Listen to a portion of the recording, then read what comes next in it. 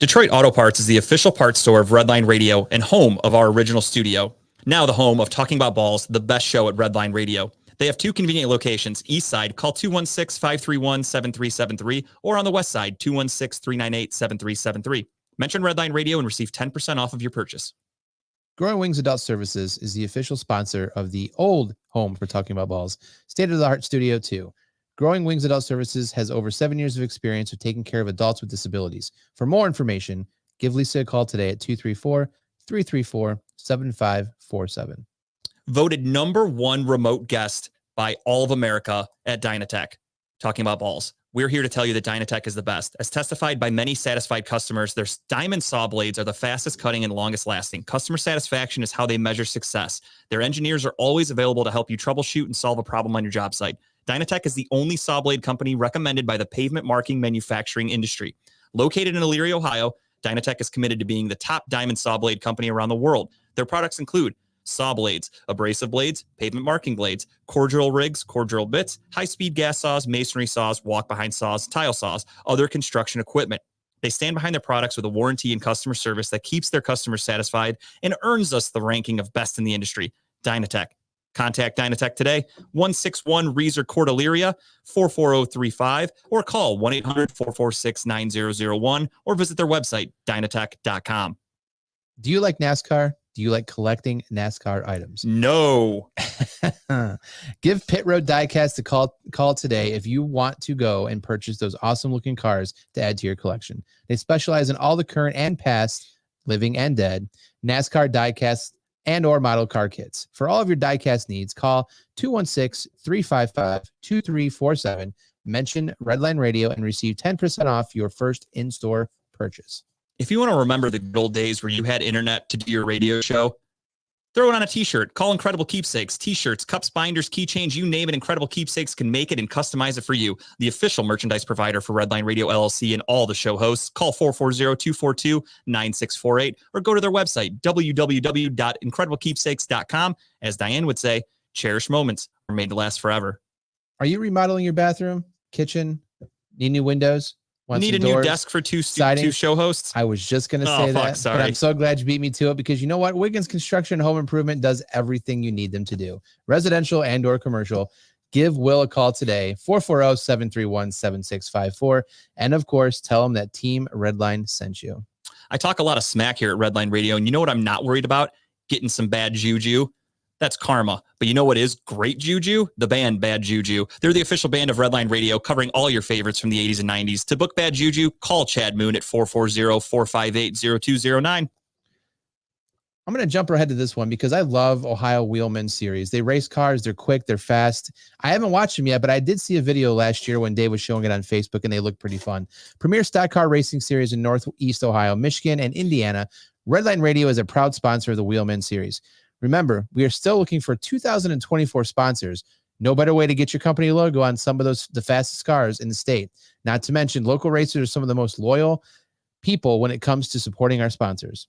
If you're throwing some old rickety chairs out the window and one of them happens to hit the sidewalk and you put a crack in it, call ACS, Affordable Concrete Solutions, LLC, to come by and check it out. Call today, 440-714-1987, or give them an email, affordableconcretesolutions.llc@gmail.com. Is your car broken down? Can you not start it? Is it not running? Do you have a tire that's flat? Give Tuffy Auto Care a call today. It's more than just a slogan. At Tuffy, we stand behind our work and promise it'll be done right. Period. Or guess what? They're going to fix it for free. Tuffy is located at 649 Leona Street in Elyria, Ohio. If you're looking to put on a Bob Marley album and not get arrested for the things you're doing while you're listening to it, you're going to want to go to Puff and Roll Vape and Smoke Shop. All legal all the time. Your one-stop shop for vaping, CBD, and Kratom in Elyria, Ohio. Your favorite local smoke shop located at 464 North Abbey Road. Contact them today at 440-444-4443, not 420. Ask for Dave or Dan when you mention Redline. You get 10% off your purchase. It's going to be getting cold here shortly. We're coming off a very hot summer, but is your AC not currently working? Are you afraid your heat's not going to work when the weather turns cold? And I'm going to power through that one because that's what we do here. Give Sensible Solutions HVAC Services a call today, specializing in service, maintenance, repair, and installation. 440-985-8387. That wasn't because Kyle couldn't read. It was because he was cold. He was shivering. So he's going to have to call and get his HVAC serviced. All Pro Freight Systems, large order freight shipping located in Northeast Ohio. One call hauls it all. All Pro Freight System located at 1200 Chester Industrial Parkway in Avon, Ohio. Ask for Matt, 440-933-2222. They can haul away your old chairs if you want to get rid of them. If you're interested in advertising with the station, get a hold of Dave at 440-503-0828. For all of our programming information, you can go to www.redlineradiolllc.com. Check out Redline Radio LLC on social media, Facebook, YouTube, Twitter, Twitch, Instagram, and LinkedIn. Want to take Redline Radio on the go? Download the Redline Radio LLC app at the Google Play Store. Yeah, that's fine. Everybody, we have huge news to talk about today, and you're going to hear about it from us. And guess what? The Lakers hung another banner. And we're buzzballing because the Browns beat Jacksonville. All that and more on The Money Shot.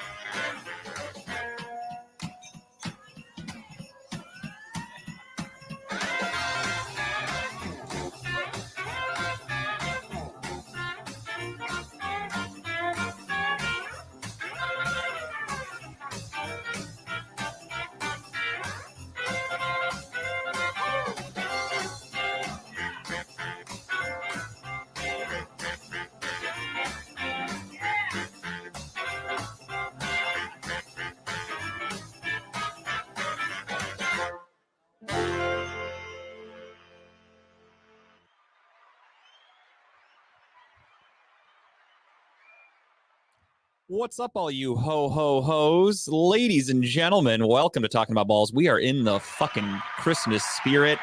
Shout out to Jess Price for compiling that video there. Could have picked a better picture of me, Jess, let's be honest. I look like I was sniffing one of Mrs. Claus's queefs, all right? That's amazing. But that's all right. Thank you for that. Yeah, it's 'tis the season. We got to do what we got to do here on the holidays. We are, of course, Talking About Balls. We are live. I am fixing my mic, so apologies for the sound. It's my fault. But anyway, fuck it.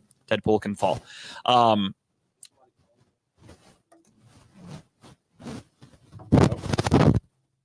phone. Maybe it was mine. All right. Okie dokie. Technical difficulties. It's all right. This would have never happened if we had a different producer. I'm just kidding. Fucking producer over here. All right. So we're going to get right into it. The Browns won. We're going to do the buzz balls right off the rip. A first bet stamp. I have some bets. If you guys want to try to get them in before tip off, the NBA usually is like 10 minutes late. Tim's going to throw mine up really quick. I have a 3-leg parlay. I've got Obi Toppin over 11.5 points. I have DeAnthony Melton over 3.5 assists, and I have Joel Embiid over 33.5 points. If you combine all of those, $20 wins you basically like $160 there. Nice. Pretty much any app. So I feel like that's a cheap little gamble to make. Even if you wanted to throw $5-10 on there, you're still going to be making yourself a really good profit. I think it's plus 700. And those are pretty doable things. I don't think any of those are that far-fetched. Joel Embiid's been scoring 35 points a night easily.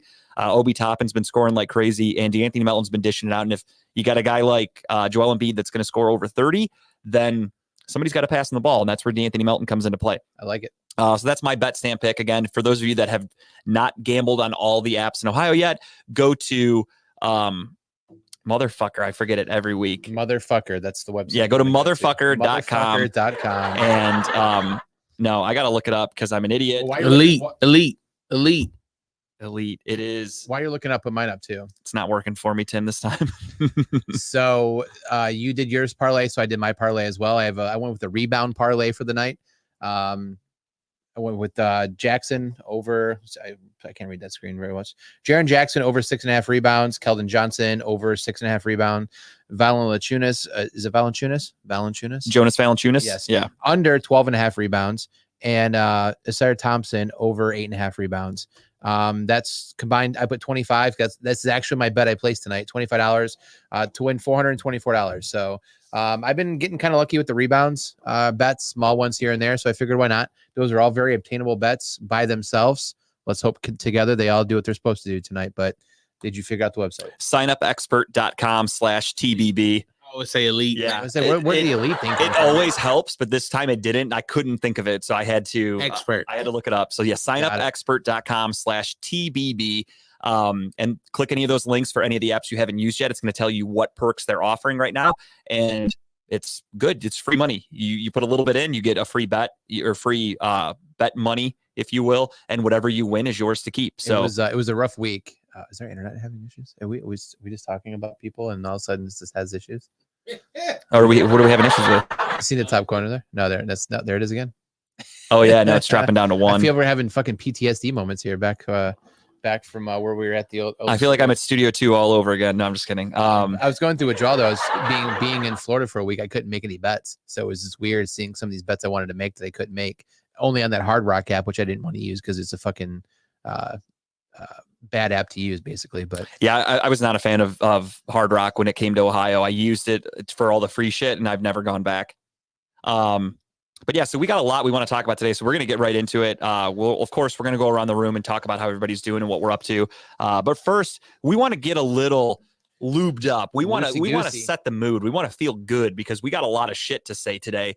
And for those of you in the know, somebody else had a lot of shit to say about other people. And us here talking about balls. What do you call them? Truth bombs? Bombs of truth? More like shit bombs. Shit bombs. Because A, that's what he smelled like all the time. And B, that's what he did on his show on Friday. And he knows who the fuck he is. So you crossed the wrong people. I'm going to start off with that before we do our buzzball. Because I don't take kindly to somebody running their fucking mouth behind my back. Yeah. So with that being said, if you've got your buzzballs, it is time for hashtag talking about buzzballs. I got a nut crack a nail here. I have a room temperature chili mango because I'm not going to lie to you. I was so excited to get on the mic and spit my vitriol that I have. I forgot to bring my buzzball from home. So I had to stop at the store on the way and grab a room temperature chili mango, or as I'm assuming you got to say with an accent, chili mango. I got it. I went with the old forbidden apple, which in spirit of playing the Jaguars who wear green sometimes, I guess, neon or teal. Either way, it counts. Sometimes green. You can't see it, see through. It's a see-through black and clear ball right now floating around. This is Kyle's impression of Dave when he does a victory cigar. There's nothing in the buzzball. There's nothing. It's empty. All you see is a top, and that's it. There's nothing here, so it's okay. But yeah, fucking A, the Browns fucking won. Browns went. Tim is going to do one in spirit with us. He did not have one. Tim's going to do the Dave. I didn't know he didn't have one. Otherwise, I would have grabbed him one at the store. But that's my bad. We bought an 8-ball of cocaine if you want. And I can watch the games again. And Tim watched it, and we still won. So, with that being said, cheers. If you got it, put it up. Hashtag everybody talking about buzzballs. Bottoms up. Bottoms up. Cheers. This is gonna suck.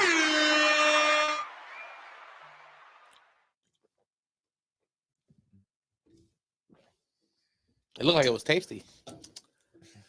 Now I'm getting the heat. Oh, it tastes like a forbidden apple, all right. That I don't know. You might know. You guys have both smoked vapes before, right? Yes. Jeez. Currently doing it right now. It literally tastes like I just took a hit of a vape. Grapington. It literally tastes like I took a hit of a vape in my mouth. Not a bad thing. It tastes like the smoke you get from the vape. Not bad at all. Chili mango. Moving up my list. I don't know. It doesn't sound like it'd be really good. Chili and mango, so sweet and spicy. Only one way to find out. It going down, it kind of tastes like it's citrus. It tastes like orange a little bit, and then you finish it, and then so are we gonna get a little bit of heat kicks in? Notorious JG burp halfway through, where the spice. It's gonna be spicy. My mouth's got a little tingle to it, and that's just not because of how fired up I am to talk shit. I love a little time. But let's get into it really quick. We have huge news we wanted to break first. We have a picture here. For anybody out there who is available, if you're sick of your in-laws, if you're if you're not feeling like staying home on the 26th of Yes. December, which is a Tuesday. So first And my off, mama's birthday. and Hey. happy birthday to Mama Washington and It's Mom's birthday. My- Big deal. Mama Buck too. Mama Buck 2. I didn't know all the Buck 2. nicknames in the household, but I like that one. She's a lucky. She's We a didn't get the lucky. Rolodex Mama Buck before 2 the is much show. better than Mama Washington. And first and foremost, I want to say thank you to Tim, because when I was offered the dates for us to have this night that we'll tell you here in a second, it was on a Tuesday.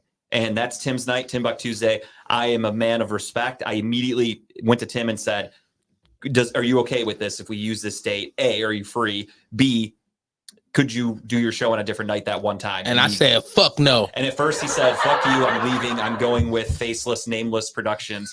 And then he saw that show on Friday and went, well, that Fuck guy this. sucks. Fuck I'm him. back in, So, boys. talking about balls, you guys are back in my good graces. So here we are. Ebony. Yeah, I was able to do that week. Ebony and 2 Grape, weeks, what's I up, don't Julie? bowl those Hi. Tuesdays, Hello so out there. It kind of worked out perfect when you said we only can do Tuesdays. It happened, so I'm off 2 weeks of bowling. So I'm like, let's knock it out of the park soon. Yeah, so we are doing a live show from Front Street Social in Berea. Yeah. We are going to be live on 12/26. Again, if you Day spent, after Christmas, a little Yeah. hangover from if the you holidays. spent the day with your family, you're kind of sick of them, you want to get out of the house, come up to Front Street Social in Berea. Come check us out from 7 to 9. We're going to be doing a live show. We're looking forward to it. I love doing live shows. The previous establishment we used to do the live shows at, it didn't go well for it was our. it was good for what we had to do with the first time. I enjoyed going there. Our first one was fantastic for me. We filled the place. However, the place was not anticipating, I won't name names, they were not anticipating the crowd that we brought in. So the food situation was a fucking nightmare. Service Yes. was awful. Yes. And I'm not blaming them at all. They were ill prepared. It happens. Nice people, very. But nice it was people. enough to deter people from wanting to go back. So when we had hosted events there, I think we did 3 shows total. Yeah, the numbers dropped. The previous each 2, time. it was pitiful. I'm Yeah. not gonna lie. For me, I was embarrassed of how few people showed up. Speaking of, though, shout out to Grape and Ebony, because they showed up, I think, to all 3 of our shows. So I expect Grape and Ebony to be there on the So- 26th. Yeah, so the 26th at Front Street Social. I haven't hugged Grape in a long time, and I would love to do that. You are more than welcome there, even though it is a Red Line Radio show. But you are It's invited a as free my personal establishment. guest. You're on the list if there was one. But we're really excited to do it. I can't wait. And And honestly, they have a great menu. They have great beer. They better fucking have that Narragansett beer still on draft. they don't. I was just I'm there. Out. I'm out. They just have like the lightest beer is a Miller Lite, but I mean, whatever, I'll do it. They have Christmas bear. Yeah, they did. They yeah, actually I drank a couple 12 Dogs Christmas, so they had Okay. they had All right, Christmas I'm back in. I'm back Yeah. in. I'm back in. But no, the place is great. It could fit a lot of people. It's narrow, but it's long. That's what she said. Not to me. But, Not to me. but the seating is good and there's a good stage. I assume would be up on that stage there. I assume. Yeah, I imagine. Great lighting, everything. So it's So- gonna be a good time. Let's pack the place, everybody. Fuck yes. My number one goal whenever we have an event, and what I'm going to do now is I wanted to wait and tell everybody on the show, and now I will make a Facebook event and I'll send it out to everybody. So please Oh, I RSVP. was gonna do that. You gonna do it? You got Yeah, it? I mean, Okay. I'll make you a co-host so you That's can fine. add people. But we're gonna do that, and we're gonna, let's fill the place. Let's make it look good. Let's have them want us back, and And I'm on vacation, so I'm fucking getting toasted that night. So let's have a good time. it will be my last night of vacation. I have to go back to work the next day, but I'm only working. Sounds like you're getting sick. I'm literally going back to work for Wednesday and Thursday, and then I'm off Friday, and like it doesn't. Sounds like it you're doesn't getting matter. sick though. You probably should just call off that. I was sick last week, actually. okay, okay. Thanks to Tim. I haven't forgotten. I'm just kidding. But all seriousness, though, we're going to be live at Front Street Social. It's gonna be Can't a fucking blast. wait. So come on up, come say hello. Even if you stop by for a little bit, I totally understand. I thought about it after the fact. We used to try to do these shows for like an hour and a half because it's hard to keep people's attention.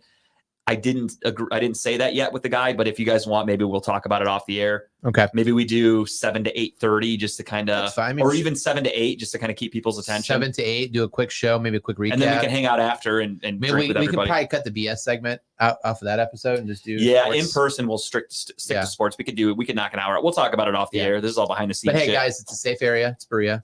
Yeah, Come hang out. you're just don't bring a Kia and you should be in good shape. Yes, don't bring a key. That's about it. It's funny he drives that too. It's right down the street from our old stomping grounds, the old Notorious Studio 2.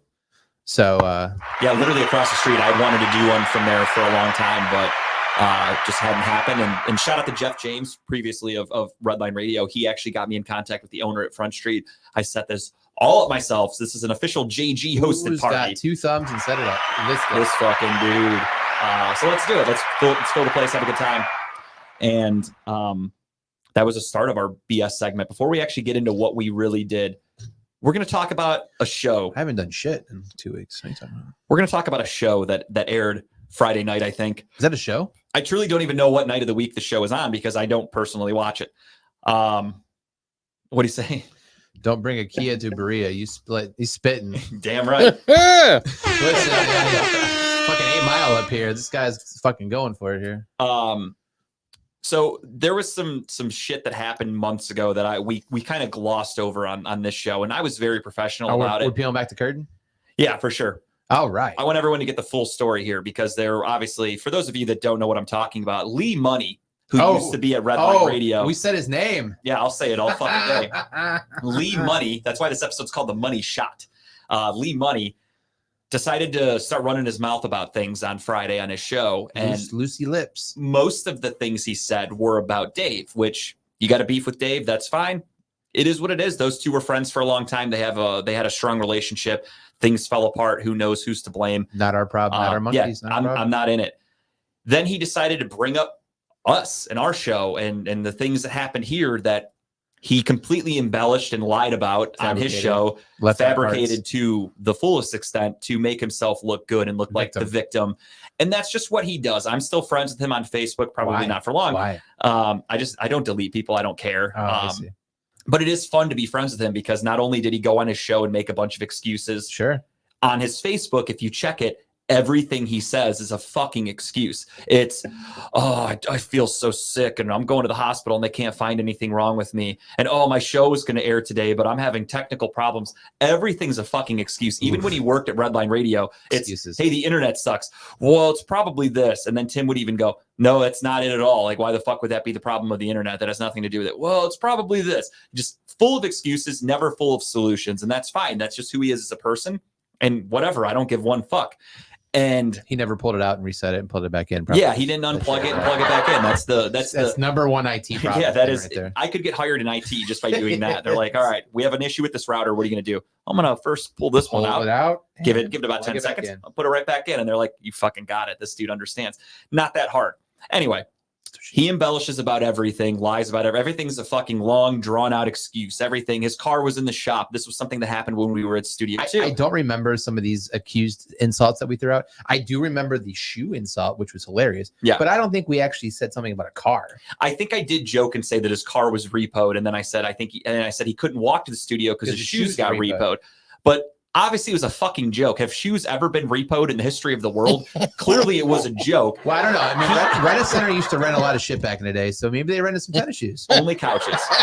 So he went on his show, and literally, that's the funniest thing for me. I laughed. I swear to God, I laughed my ass off. Dude, I was laughing so hard at work yesterday. I had my earbud in, listened to it. I told Chipper the same thing. My staff came over. They're like, "What are you laughing at?" I had to go hide in the bathroom because I'm like, dude, I'm fucking laughing at this. I had like the biggest smile on my face, knowing that he's basically blaming us, and I'm fine with it. We ran Lee Money out of Redline Radio. They rent Jordans now.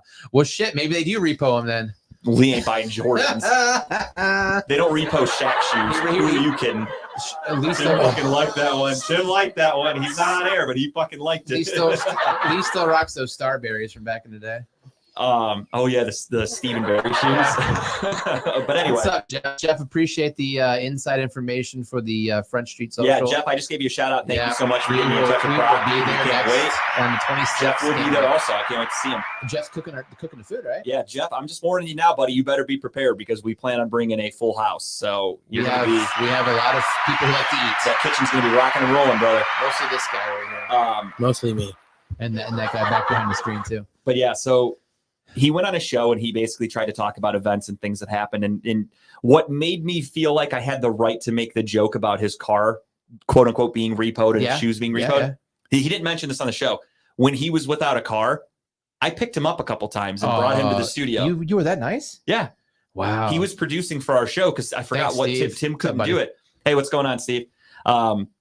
he couldn't do it. So Lee was our producer. Lee didn't have a car. Lee couldn't figure out a bus schedule or Uber or stuff like that, or whatever the case. RTA is a hard thing to read. So I was just like, okay, I'll come get you. So I drove from my house in Brook Park to his house in Parma, down by Brook Park and Broadview, picked him up, drove him there to the studio too, so he could produce our show. And I did it, no problem. There was another time where we went out to eat after one of the shows. We were on Steel City. Oh, I remember we that. went to the bar. He did not have money. Who offered to buy him things? This guy. Who got credit for that on his show when he tried to make me out like I'm some giant piece of shit? Not me. And that's fine. I don't want credit. I didn't offer him these things. And You're do these such things. a nice guy, Justin. I really am. Behind the scenes, I can be kind of nice. I'm a fucking asshole, but I can be nice. If people by now haven't realized that what we say and do on air is just a persona that, well, actually take that back. We're giant assholes in life sometimes. Yeah, I was going to say, it's partially an act. Partially. We extend the situations. On Robert, the what's air. up, dude? Fuck him. Fuck All right, him. Robert, coming in hot and heavy. There you go. But no, go ahead. Continue. You're on a roll. Yeah, so he decided to go on the show and basically try to run down all these events and like what made him mad. And he claimed that his wife's family watched our show, heard me say his shoes and car got repoed. So they were all upset and they reached out to him, and it turned into a whole family function where they're wondering, did they have money trouble with this and that? First off, thanks family. Thanks for watching our show. Yeah, first off, if your wife's family's really watching our show, I love thank it. you. I imagine they're only watching ours and not yours because they understand what good shows sound like. So that's fair. You got to set the bar somewhere. But first off, I also don't believe that. I think he was the one who saw it. He got upset. He's just, again, Fabricated. full of excuses, decided to go, well, I can't say that I'm upset. So I'm going to say they're upset. And then this way it doesn't come back to me because he's a giant vagina who hides behind things. And we conveniently can't ask them the question. Yeah, I don't know his fucking Exactly. family. They've never commented. They never said, oh my God, did his car really get repoed? No, it was a week later where I got it. Every day after our show, for the most part, I'll just peel back the curtain even more. Oh, we're going deep. Almost every day after our shows, I would get a message from Dave on Facebook and he would say, hey, last night's show was fucking hilarious, but Lee's upset you said this, Lee's upset you said that. And half the shit's not even that bad because I started to realize he has thin skin. He can't take a joke. He doesn't understand humor. It is what it is. So Dave goes, it got to the point where Dave just goes, can you stop mentioning him? I'm like, no problem. I was pissed at first, and then I thought, I am going to make this funny. We put a twist on it. So that's when we turned it into, Tim, could you hit the button really quick when we talk about I know the show? it's saved. On Friday nights, you could watch. Nope. I don't have it on this board. All right, that's fine. Either way. It was a same buzzing thing. noise. It was to block it out. It was a censor button, essentially. So we were technically told not to mention his name on the air. So we played did. along with the rules and never once mentioned his name. We did that on purpose. It was really funny. That's That close works. as Close I enough. got. I'll take it. Yeah. And we did that every week when we did the show schedule. We would get to Friday where it was Money's Crazy Mind, and I would go, and Friday nights from 6 to 8 or whatever the fuck, you can check out. And it was really funny, and I would mouth And Money's people, Crazy and Mind. people would laugh about it. Dave literally walked in the studio, saw us do it, laughed his ass off after the show, told us, dude, that's fucking hysterical. Like, that's so good, blah, blah, blah.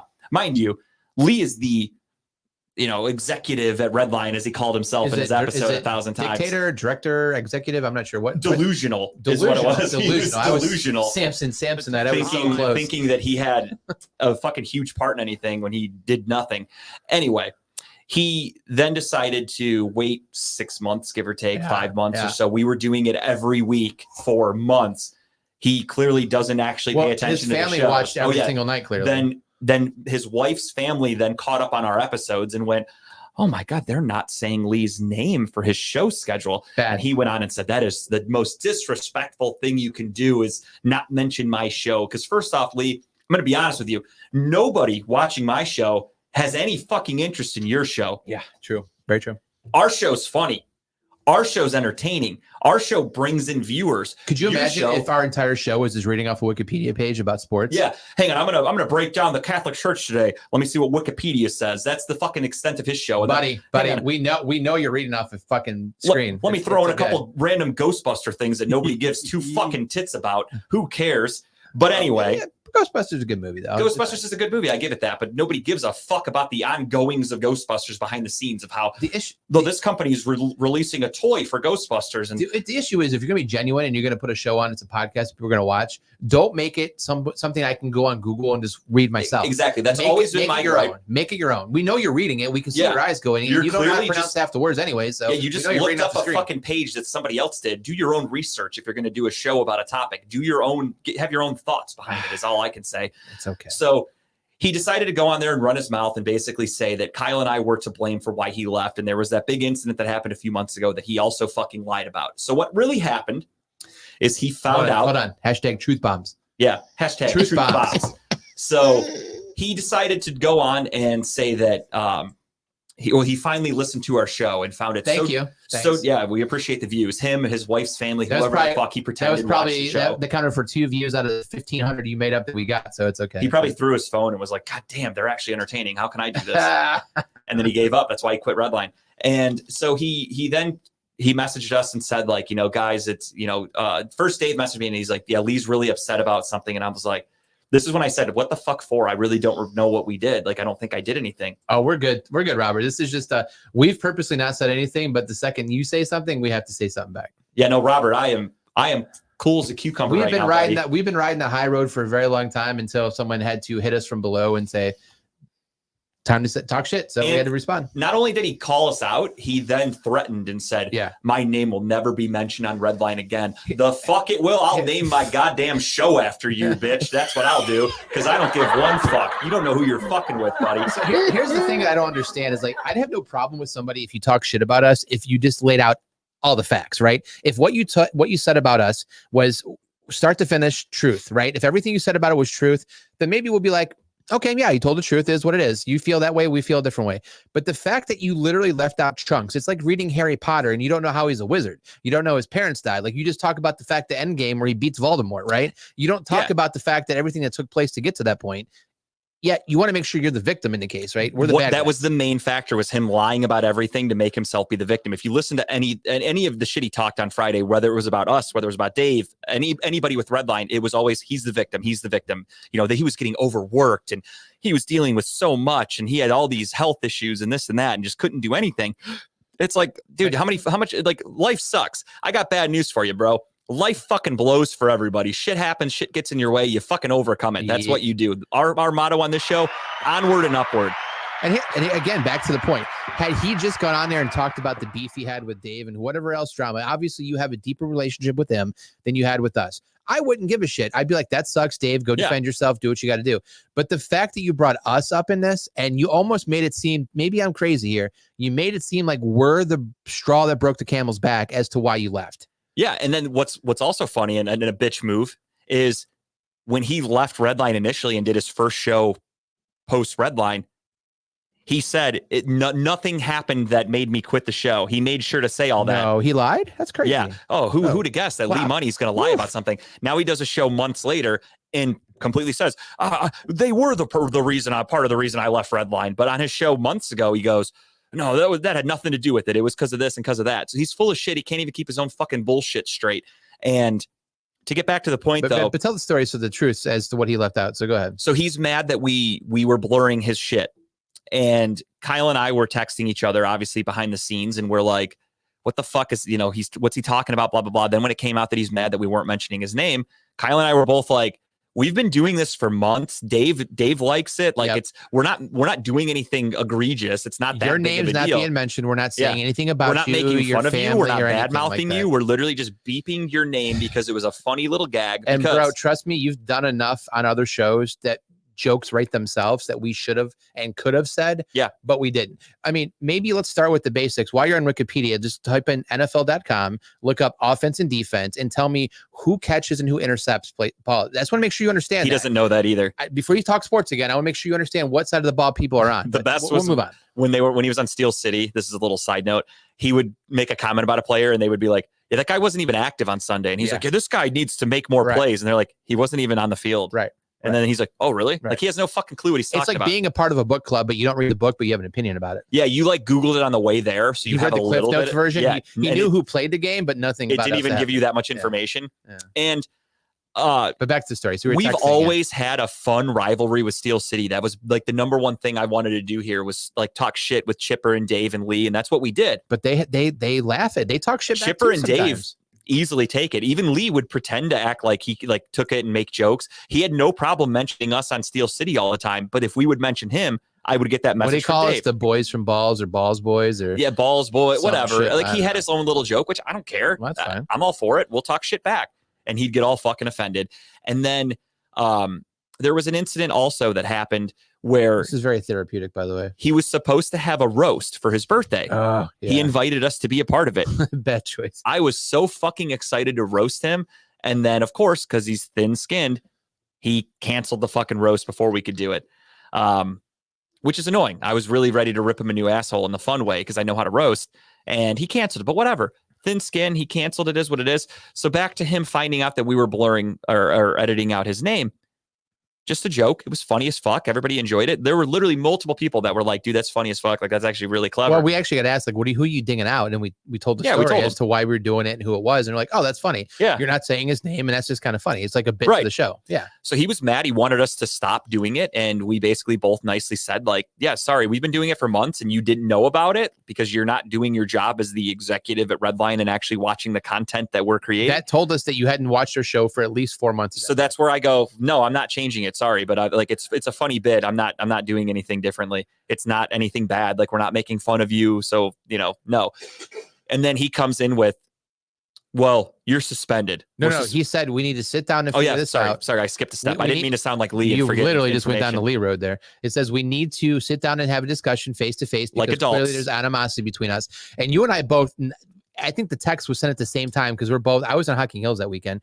I was sitting at You were Brick in- and Barrel. Yeah, you I were was getting ready to go to a concert. I was exactly. drinking. You were on your way to go now. We were both drinking. But anyways, but I said we both same time said nothing's wrong with our side. Like, we're cool. Like, we're yeah, fine. like we're just we doing don't- it. Like, we you're the have- one who bitched to Dave about us all the time. We're just making it funny At because that that's point, what we do. we had literally no ill will towards you, Lee. None No. at all.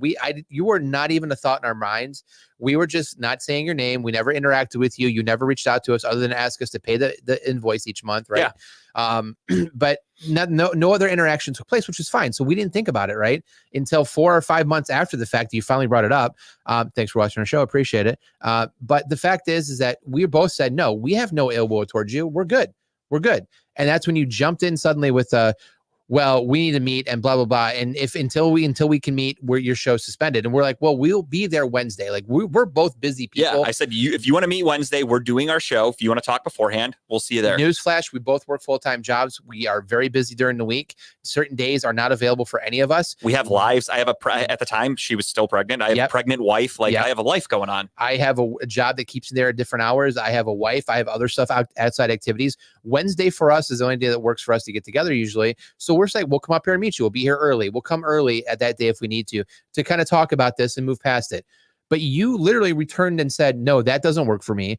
Thursday after 8 o'clock or Monday through whatever after 8 o'clock or 9 o'clock at night via voice or video chat. It's like you made a point to go out of your way to pick the times that you knew we probably couldn't do because your entire goal was to ensure that we didn't go on the air that week. So no, fuck you. And then we both said, no, we'll be there Wednesday, whether you like it or not. Yeah. And that's what happened. And you left that part out conveniently out of your victim story. You wouldn't work with our schedule to meet up, as you said. Exactly. You just tried to suspend us because you wanted to try to stick it to us. That was your end Correct. game. Guess what, buddy? I'm a fucking outlaw. I make the rules. I don't give one fuck what anybody tells me. I'm going to do what the fuck I want every day of the week. I'm a 34-year-old man. I don't listen to fucking anybody. You're 34 now, man. You're getting old. I'm almost 35, a couple of months. You're going to learn that the hard way, though, bucko. I don't fucking listen to anybody. I'm an outlaw. And look, in the world of executives or managers, as you like to pretend you were on the show, executives and managers make time to ensure that the people who work with them, they're able to meet their needs. If I couldn't make it to a thing, I'd make a way to have a phone call with you. Why couldn't we have had a phone call that day? Why do you have this to do was all on a face-to-face? Friday night. Right. Our show was going to be airing Wednesday. That gave us damn near 5 days to find a time to talk. And Right. he goes, I can't talk before your show on Wednesday, so you're not allowed on Which air until. And I said, showed I'll fucking be there Wednesday with bells on, buddy. which I'm showed doing how the show. immature you were and how you weren't actually able to handle being in any role you want to make up in your mind that you were. So I'm sorry, that's not how it works. If you ever get to a point in life where you actually control, manage people, let me know. I'm giving out free lessons. I do it all the time. So I'm here to help you, buddy. But that's not how you control and handle situations that need dire attention. You failed. You dropped the ball. We called you out on it. And guess what? We're still doing a fucking show. Yep. And where the fuck are you? Boom. And on top of that, Kyle's giving out advice. I'm going to give out a little advice too. Go fuck yourself. That's the advice I have for you. I got nothing nice to say about you. You want to run your mouth about me behind my back now that you're off the station because you're a fucking coward? Fuck you. Go fuck yourself. I'm not going to unfriend you because it's too much work for me. I could care less, really. You can see all I get and fucking sulk because you're clearly jealous of us, and that's your whole goal. You were intimidated by us. That's why you would talk a little shit on Steel City. Then when we would talk, you'd cry about it to Dave. Then when you finally watched our show and saw that we were at your name because we abided by the rules that Dave asked, you then suspend us. And then you clearly weren't working with our schedule because you tried to stick it to us. And guess what? That failed too. Everything in your life fails. You're a fucking bum. Go fuck yourself. Don't talk about me again. That's not even a threat. That's just me telling you that's the smartest advice I can give you is to shut your fucking fat mouth. Because you're not going to want to hear me again talk about you. You're fucking dead to me. You're a bum. Your show sucks. You're talentless. Nobody fucking misses you here at Redline. Shut your fucking mouth. That's all I got.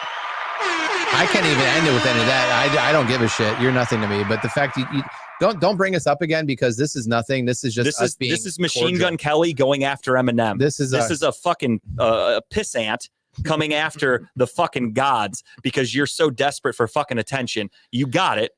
I gave it to you and I just fucking buried you. So shut up, do your fucking show, talk about Ghostbusters and whatever bullshit you want to talk about. Move the fuck on. You're welcome for the clicks, by the way, in your show, because I guaranteed 75% of those were us rewatching it, laughing our asses off. Two of those views were me giggling like a motherfucker because I laughed my ass off when I watched that shit.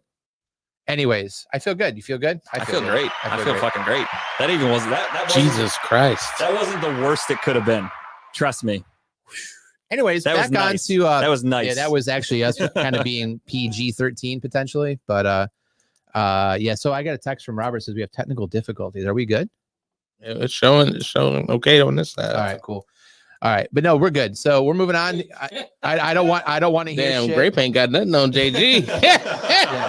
I don't want to hear our name brought up again. Honestly, if you even try to come after us, whether you want to snide message anybody or say anything or threaten us, dude, you got nothing to stand on.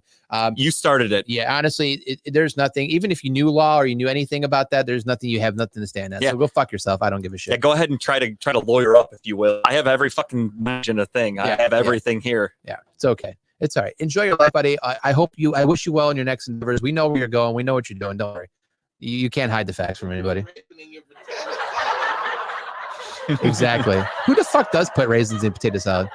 I don't like it. it. My Cheerios. Everybody, man. I don't everybody. I don't like raisins in potato salad, but I do like raisins though. I do. I'm a fan. Tara makes fun of me all the time and tells me I'm an old man because I eat raisins. All right, so I feel good. So outside of that, how's your last week though? Good. Week and a half, 2 weeks. Friday, I went out to dinner. Tara and I went to a nice restaurant nice little dinner in Olmsted Falls. We went to Mateo's Italian restaurant. Nice. Then I went to a bar called Hoof and Ladder, also in a downtown North Olmsted Falls. I'm sorry, if you will. And I've been through there a million times. Never heard of either one. It's in like the older buildings, if you will. You know that like old town is right there. Right by Gibbs. Right? Yeah. Okay. So Mateo's is an Italian restaurant right there. It was fantastic. Seriously, the portions were fucking huge. Food was great. Then we walked over to the Hook and Ladder place, which is it looks like a house, but it's a bar. And I think it's owned by like firefighters or some shit. And they have a beer, Moosehead from Canada. That's one of my favorite beers in the world. They have a fucking like 24-ounce Moosehead for $6, which is a bargain. Yeah. I drank so many of those. I was in heaven. Was it good? Oh, it was fucking great. I love that bar, but I had a really good time. Compared to another beer? It's a lager. It's hard. I would say it's like a typical Canadian beer, if you will, but it's got a much better flavor. Tara says the audio and video is glitching a little bit. Yeah, it's going down right now. I don't know if that's a bummer, but hopefully everybody was able to hear my rant. Oh no. Can you? I'm not connected. How often do you need? I will disconnect from my phone. Just take the phone off. You can keep the laptop on. Just don't have both on. Phone is off the Wi-Fi. Hopefully that helps. We heard you, Robert. Yeah, we heard you, Robert. Sorry. And Jamie, if you want to go back and listen from the beginning, we kind of lay down why that had to happen. We broke it all down. So, and don't worry, Lee, just in case there was audio difficulties or video difficulties, you want to take a jab at Redline, I will be more than happy to record that with my fucking phone and send it to you again. It's fine. I'm here to please you. I can do it again. Yeah, we're good. We can go back again. That'll be our new intro. Is just us talking shit about him. Yeah. The BS segment is the BS segment. And the LM segment. But yeah, so we went out to dinner, grabbed some drinks, for at least I did, and then Saturday Tara decided she wanted to go to IKEA. There was some furniture she wanted to get for the baby's room, so we drove down to Columbus, went to IKEA. Did you get it all put together? Yeah, it was easy. It was just we had to get some shelves and shit. Like Okay. extra, it was stuff we already bought from IKEA. We just wanted to add on to it, so we had to go down there to pick it all up. Nice. So we did that. Went shopping at the outlet mall down there. We got breakfast at a place that we went to. We actually went to Columbus about 2 years ago, I think, for our anniversary weekend, and we had brunch at this place called Drunch, DRUNCH, and it was fantastic. It's like a dinner lunch combo. Is that what it is? No, it's literally just brunch. They close at like 2 p.m. Everything's like breakfast food for the most part. But because we were going down there, I was like, fuck it, I want to go there again. So we went there and got breakfast. We went to IKEA. We went to what is it? Tangier outlets, whatever the fuck they're called. We shopped a little bit, grabbed some White Castle on the way home, had a nice little Saturday. And that was pretty much it. Sunday, I watched football. Monday, I didn't, what the hell did we do Monday? I don't remember. I don't even know. We did something, but nothing relevant. And then yesterday, Tara's work had like a mixer, if you will. There were people there trying to sell some things. Everybody hung out and like got to know each other. So I went there, and then I had a dentist appointment before the show, and here I am. You had such the adult weekend. I did. Very adult. Cavity free still for 34 years. I've never had a cavity. Everything's good. Yay. So I've been gone a week, so 2 weeks now. So obviously I went to Key West. We went down with another couple friend of ours, Jose and Fran, and never been to Key West. It was fun. It was different. Florida people are weird. Florida man. I will say that Florida people are very interesting. So first day there, honestly, just all the traveling. We didn't do much. You're welcome for the invite, Robert. Next time. I got you. Yeah, there it is. Monday we got there, was kind of just relaxed, went out. We hit up a bar that had a pool on it. Actually just swim in the pool if you want to. They'll serve you alcohol, Just food, full right of urine. on the ocean. It was So much Exactly, so much urine. but it was a good time. Tuesday we went and did beach day. We just went and basically just floated around in the water. I got burnt. I got fucking toasted. And then we went to a diviest of all dive bars called the Brass Monkey that's on the island. And it was interesting. Some weird dude came up to us and started talking to us. Didn't know who he was, but was talking about random shit.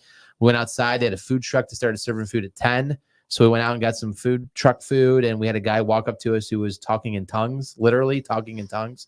I thought he was possessed. He came into the bar, said he was kicked out last week. He's like, I'm going to try it again tonight. And he walked in and got kicked right out again. So Wednesday was not much. We did like a steak dinner that night. Thursday was Key West day. So we stayed on Marathon. So Key West has multiple islands, right? So we flew into Key West. Her uncle's house is on Marathon. We drove up to Marathon, stayed there for the week, all expense. There was no charge, just paid for the cleaning fee. What's wrong with that? Great house, beautiful house, right on the water. Is a great location. But Key West, we Ubered down, mind you, because we knew we were gonna get drunk that day. $200 Uber to Key West, an hour drive. Damn. I mean, an hour, that I guess that makes sense. But at the end of the day, How much of the driver get? Fuck all that. Yeah. you got like a $50 tip. So, but That's a hike. It's a hike. But at the end of the day, you're like, and there's cops everywhere on this island. Yeah. Everywhere. Like there's every night we go by, there's people pulled over. So it's like you weigh the risk, right? Is it worth going down and driving yourself and getting a little buzzed, knowing that we're going on literally a booze cruise, sunset cruise at 7 o'clock then or 4 o'clock that night? We're gonna get loaded on the boat. We're not gonna be able to drive back, right? Right. So we just had Uber down. So we started at one end. We did a little touristy thing where we took a picture at the southernmost point, right? 90 miles away from Cuba. You have to. There was like a bar cafe right there. So we just jumped right in. We had, I ate so much seafood. I was so much in heaven. We had drinks right away. Then we walked up Duval Street. Duval Street's kind of like Fremont Street, kind of like the Strip in Vegas. Okay. It's like the street of all the bars. Mhm.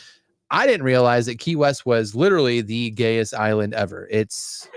Wasn't until you got there. Until I got there. Hey. Hey-o. It was literally, I mean, it's and nothing wrong with that. I just didn't realize that. But walking up and down Duval Street, there's like a Mail Review. There's a gentleman's club that's inside of a house. Right when you walk by it, then you get to the next couple places, couple bars or drag bars, and there's whatever. I mean, it's just everywhere. But honestly, you can buy your drinks and walk up and down the street with them, no problem. So we'd stop at random bars, get a drink, walk, get a drink, walk, get a drink, walk, and then we made ourselves we worked our way all the way down to the boat. That took us out in the sunset. We watched the sunset. We got loaded. It was unlimited alcohol and appetizers, and so then after we got off the boat, we're like, fuck it, we're gonna go to a drag show. Went to a drag show that night. I've been to a drag show before. Fun. Was Very fun. quite interesting. It was 3 people who lip sync to Christmas music and random songs, and it was an experience. I will say it was an experience. And then yeah, that was fun. Then Friday we kind of relaxed. Saturday again relaxed because we kind of got, it was the night before we had Friday night we relaxed because we're leaving Saturday morning, and then Saturday we came home. And I will go back again. I would love to go back again. It was a good time. I might try to stay on Key West this time, just to kind of see what's all there outside of just that one part. But because that hour drive is a pain in the ass. But it was a great time. What's a drag show? It's not where you race your cars. Yeah, this isn't a Dave Wallencheck show. Yeah, it's a bunch of men dressed up as women who honestly I tell you what, these guys dressing up how they dress up and the makeup they put on, you would be confused. You'd be like, you look like a chick. No, and I mean, like I said, I've been to a drag show before. I forgot, it was somebody's birthday. I think Grace, my friend Joan Grace. It was her birthday. She wanted to have a drag show night, whatever. Yeah. So we went, and I didn't know what the fuck to expect. I just got drunk. I had a really fucking good time. They put on a great show. They are great performers. Absolutely. I'd say 9 times out of 10, they're going to give 110%. It's fucking awesome. It's really there fun. was an awkward moment of the night. Well, there's a couple, but this is the biggest awkward moment of the night. That'll happen. We're sitting there at our table, right? We're drinking, and they go around, they walk around the room singing or whatever, and they get to a guy who's standing along the wall, and they literally make this guy just get down to like his underwear, like everything, like, and the drag queen's like taking everything off, taking his pants down. He's down to like literally skivvies, whitey tighties. And like, she goes to peel back the front of his underwear. I'm like, what the fuck's going on right now? Like, are we watching this live? And then like, she like snapped it back and walked away. And this guy's just standing there with just underwear on. I'm like, no fucking way. That, I mean, unless he was cool with it, I guess, but like, that's a little far. I wouldn't want to do that. No, so I mean, that's like, a little far. Whatever. No, the one I went to didn't. Yeah, it was our friend Grace's 30th birthday. That's right. Fuck, that was 10 years ago. Yes, women with Adam's apples. Yeah, basically. Yeah, 100%. Yeah, that's it. That's it. But so, anyways, great time. Great but time. mind you, Jason, it's not like a strip club. Like they're not up there like getting naked. They're literally just they're in the most ridiculous outfits with like fucking super flamboyant makeup and huge fake hair. Like I'd say most of them you could tell like it's fake. Like you could tell it's a drag outfit. But it's just a fun performance. Like Kyle said, they sometimes they really sing, sometimes they lip sync, but they just put on a show. It's like a performance. I don't know, it's fun. It was definitely worth it. I mean, it was like $20 a ticket. We got in, we sat down. An hour show, I think it was, but it was something I'd do again because it was just interesting. It was entertaining, right? Yeah. Hats off to them because it's a lot. They did like 20 songs. That's about right. And lip synced everything, and they were pretty good at it. Some of them actually sang. One came out dressed as Reba McEntire and looked literally like Reba McEntire. He told a story of a guy in the crowd that they had get down to his underwear. Not the performers. Like the one guy in the crowd like got down to like his the guy in the crowd probably could have said like, no, I'm good, and they wouldn't have done that. Yeah, he rolled with the punches. Though. He just went with. He was having fun. You're drunk. And, fun fact, way back in the day, Shakespeare, they used to, all the performers, it was all male. Yep. So the women in the plays they were men. So it's not that big of a deal. Kyle got rock hard. No, Kyle did not get rock hard. Sorry, Jamie. Yeah, it's a medical condition, Jamie. Kyle hasn't gotten rock hard in a long time. Yes, at my age, it does not happen. Yeah, Jason, dude, I don't know where they're at. I went to one again because I was just invited to it, but drag shows are very popular. Like, it's just, if you happen to catch one, I'm not saying don't go out of your way to go to one if that's not your thing. Totally understood. But yeah, if you ever happen to see one, like, they put on a good show. It's fun. Yeah, if you get a chance, watch it. It's worth the entertainment value alone. But it's not everybody's something different. Just something to check off your bucket list of something you said you did. I love all experiences. I will pretty much do just about anything. Different. Yeah, very much so. I mean, there's probably a shitload of black drag performers and stuff like that too, though. I'm like RuPaul. RuPaul is the most famous drag person in the world, I would say. She's not, and he's not white. Yeah. Vegas has a lot of them. Let's transition. We talk about drag queens. Tim, how's your week going? My week is going phenomenal. What if Tim was like, I performed at a drag show? I did get naked. No. Technically. Right. Well, side swerve. Tim was a guy who got naked in a drag show. Tim went with us down there. So Friday I actually had a show at the Coda. Nice. Hell yeah. The place where my car got repoed. We don't talk about repo cars in the show. It comes back to haunt. It's against the law. I did a show there. It was phenomenal. Apparently, I did like 15 minutes and didn't know it. Like, or Hey, maybe even more than that. what were you supposed to do? They told me 10 minutes, but I was waiting for the light. Like, because, Right, yeah. If they don't tell you, like, you're not up there with a fucking stopwatch. and it's crazy. I even said it. I was like, how much time I got? Ain't nobody said nothing. I was like, well, fuck it. I'm gonna keep talking shit. And it was great because this guy, like, I talked about I forgot what I said. I think I said something about this guy's vest. I was like, oh, it's a nice vest, man. And he's like skinny. Like he's like that post skinny. And I was like, man, it's a nice vest. She's like, you want to try it? I'm like, I'm gonna rip it. Yeah, dude. You ever see Tommy Boy? This shit is not gonna end well. So he was like, no, I put it on. I'm like, all right. So I get it on. I'm just like this. I'm like stuck in like the full Nelson, still talking shit on the mic. And it was just a great time.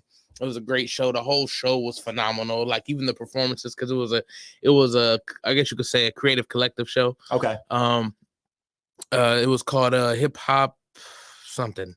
Hip Hop Holiday or something like that. Oh, I like that's a good. That rolls off the tongue. Hip hop holiday. I like that. Holiday Hangover. That's what it was. Okay. Hip Hop Holiday Hangover is what it was.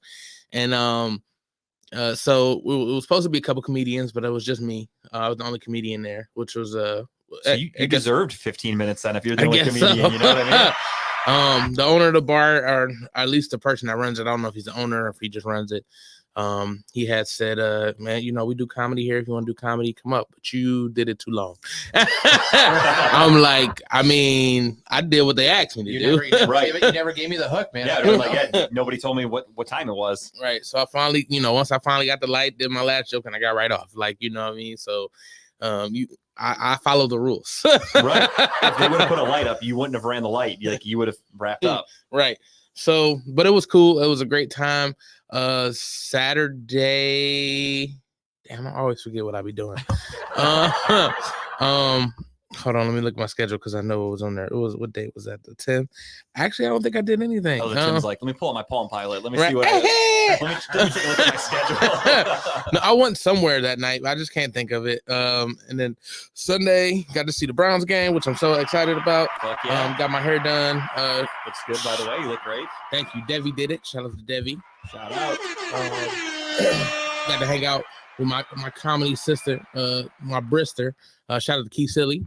It was her wife who actually did my hair. So we watched the game. Nice. We watched the game together. It was dope. In the back of your mind, you're like, I probably should not be doing this right now, but I'm gonna do it anyway. What? I mean, we had a lead. We were up by like at least 10 for most of the game. So Tim was probably pretty confident till the end there. I was a little nervous. But when I seen how well the defense was playing, it was getting picks like crazy. I'm just like, okay, I think we're gonna be okay. And now half that team's on the IR, so that's okay. shit, more than half, dude. It's fucking bad. It's bad. But it was a great time. Monday I went to work and then did the grog shop. Well, I went to the grog shop. Shout out to Make It Laugh Mondays. Right? Yep. It was the last one for the year, so I showed up. I didn't get to go on stage, but many people that was on stage mentioned me, so I appreciate that. Take that. Tuesday, obviously, I did Timbuk Tuesday. Yes, sir. It was a great time. Oh, Saturday, I did an open mic at the Sunny Spot. I don't know how I forgot that. Shout out to the Sunny Spot. It was a good time. They always have. It's always a nice environment, good food, so I like going there. And the reason why I remember because Tuesday night they had karaoke. I went and did karaoke there. No shit. Yeah, it was cool. They were packed. Really? Like Saturday, it was like seats left. Tuesday, yeah, good luck. Standing room only. But it was awesome because they was offering like little sandwiches. Really? Yeah. On top of you can still order like their regular food. Right. But the sandwiches was all free, like little slider sandwiches. Chips and stuff like that. So it was dope. I don't turn down free. Right. And it was funny because I ordered the food before I knew it was free because I thought it was for a party. Oh, then yeah, you'd have been like, yeah, like that's catered. That's somebody's shit. I'm thinking it's a party. So because it was a party there. Yeah. They had a ugly sweater contest. Like I said, karaoke going. So, I just was like, okay, maybe that's somebody's food. But the people that had seen me did the shirt come off? The shirt come off? It didn't come off. I try to keep it on sometimes, but people be, they'd be like, we want to see your titties. Yeah, that's when it turns into like, you want to do it on your own. You don't want to be told what to do. Right. The shirt didn't come off. It came off. Well, I lifted my shirt Friday because I had a beat up beater, and I talked about how my beater was messed up. How does the beater get beat up? You don't want to know. My beaters get You don't want to know. my beaters have filed DVs against me. So it was just a good time. I enjoyed it. It's a nice place. It's Sunny Spot, and now Wednesday we're here. And now you're Here caught we up are. And that was our week that was. with a little sprinkle of drama. I did watch that. I just want to know what was really said. I mean, I've seen, we finally heard what was really said, what made him go off. I'm gonna just pray for you, buddy. Like, Right. because I first off, I'm gonna speak on talking about balls. We talk shit about each other like the whole show. And it's never a malicious intent. We're having fun. We're talking shit. As a comedian, that's literally what we do all day. That is how we show our term of endearment. If you don't feel comfortable talking about me, you're doing it behind my back. That's just literally the only way I know how to communicate is to like talk shit and be funny. Like, right. I can't have like a normal, hey, how you been? You look great. Like, I want to talk shit. Like, it's fun for me. Like, I expect it back. Like, yeah, Right. no. Like, and I mean, I get it. Everybody's different, so I'm not going to say. I'm not going to tell you how you should deal with your life because you're the one that got to live it and all this other stuff. But, buddy, please lighten up because that shit will kill you, bro. That stress that you're adding onto your life is not worth it, bro. Like, seriously, everything that happens in the stressful way, try to turn that shit around, man. Use one of them Ghostbuster props and suck that shit up. Like, seriously, like, get rid of that shit, man. Please get that shit off you, bro. That's all I got to say. Amen to that. Well said. And we're moving on to sports finally. Tim's a much better person than me. But yeah, let's get into it. Browns beat the Jags. Fuck yes, they did. That's why we did these buzz balls to start the show off. The Browns winners. They are 8-5. And yeah, Jason, hell yeah, dude. Nothing wrong with talking shit at all. That's the only way I know how to communicate, really. When I really get to know people, I like talking shit. Oh, like, that's fun. You couldn't find one with Flacco on it. No, I thought that one was funny to use. I just thought it was hilarious that they threw him. Get ready. 3, 2, 1. Jamie's gonna say something. Well, at the time when I had Tim put that up, I sent it to him last week. My thought was that Trevor Lawrence wouldn't be playing either. So I was like, how funny that it's Deshaun against Lawrence, and neither of them are playing. And then obviously, you know what? Trevor Lawrence ended up playing. A man for a high ankle sprain. He looked pretty spry. Until that one sack from Grant Delpit where they showed his face in the camera and he looked like he was getting fucking murdered. Yeah. It looked bad. Oh, Grant Delpit, RIP. Yeah, we lost another one. Browns win. Browns did everything they needed to do. Joe Flacco is doing a great job as the veteran fourth quarterback that we've had as a starter. Had one bad pass, but again, I don't hold that against him because if you truly know football and like how play calling works, that was a timing pattern. Oh yeah, he was supposed to be right. That was you throw that ball no matter what. You just assume your guy's going to be in the area. I'm surprised if like they get called on the defense for illegal pick. No, they wouldn't call it on the defense. It was because the offense kind of brought it to him. So I see. And it was within 5 yards. You're allowed to have a little contact. So Dub, there he is. What's up, dude? Dub but yeah, they crossed paths and that you couldn't get to the ball and you threw it right to the receiver. It happens. You know what I mean? It was an unfortunate play. Again, it was a timing pattern. I mean, shit, Trevor Lawrence threw 3 interceptions himself. So I'm not going to hold that against Joe Flacco. He had the sack fumble, which again, not his fault. Blindside, got fucking smoked. Overall, again, did everything he needed to do. Played well, put the ball where it needed to be, had 300 plus yards, threw 3 touchdowns. Kind of or whatever weird seeing a quarterback of ours throw 300 yards there.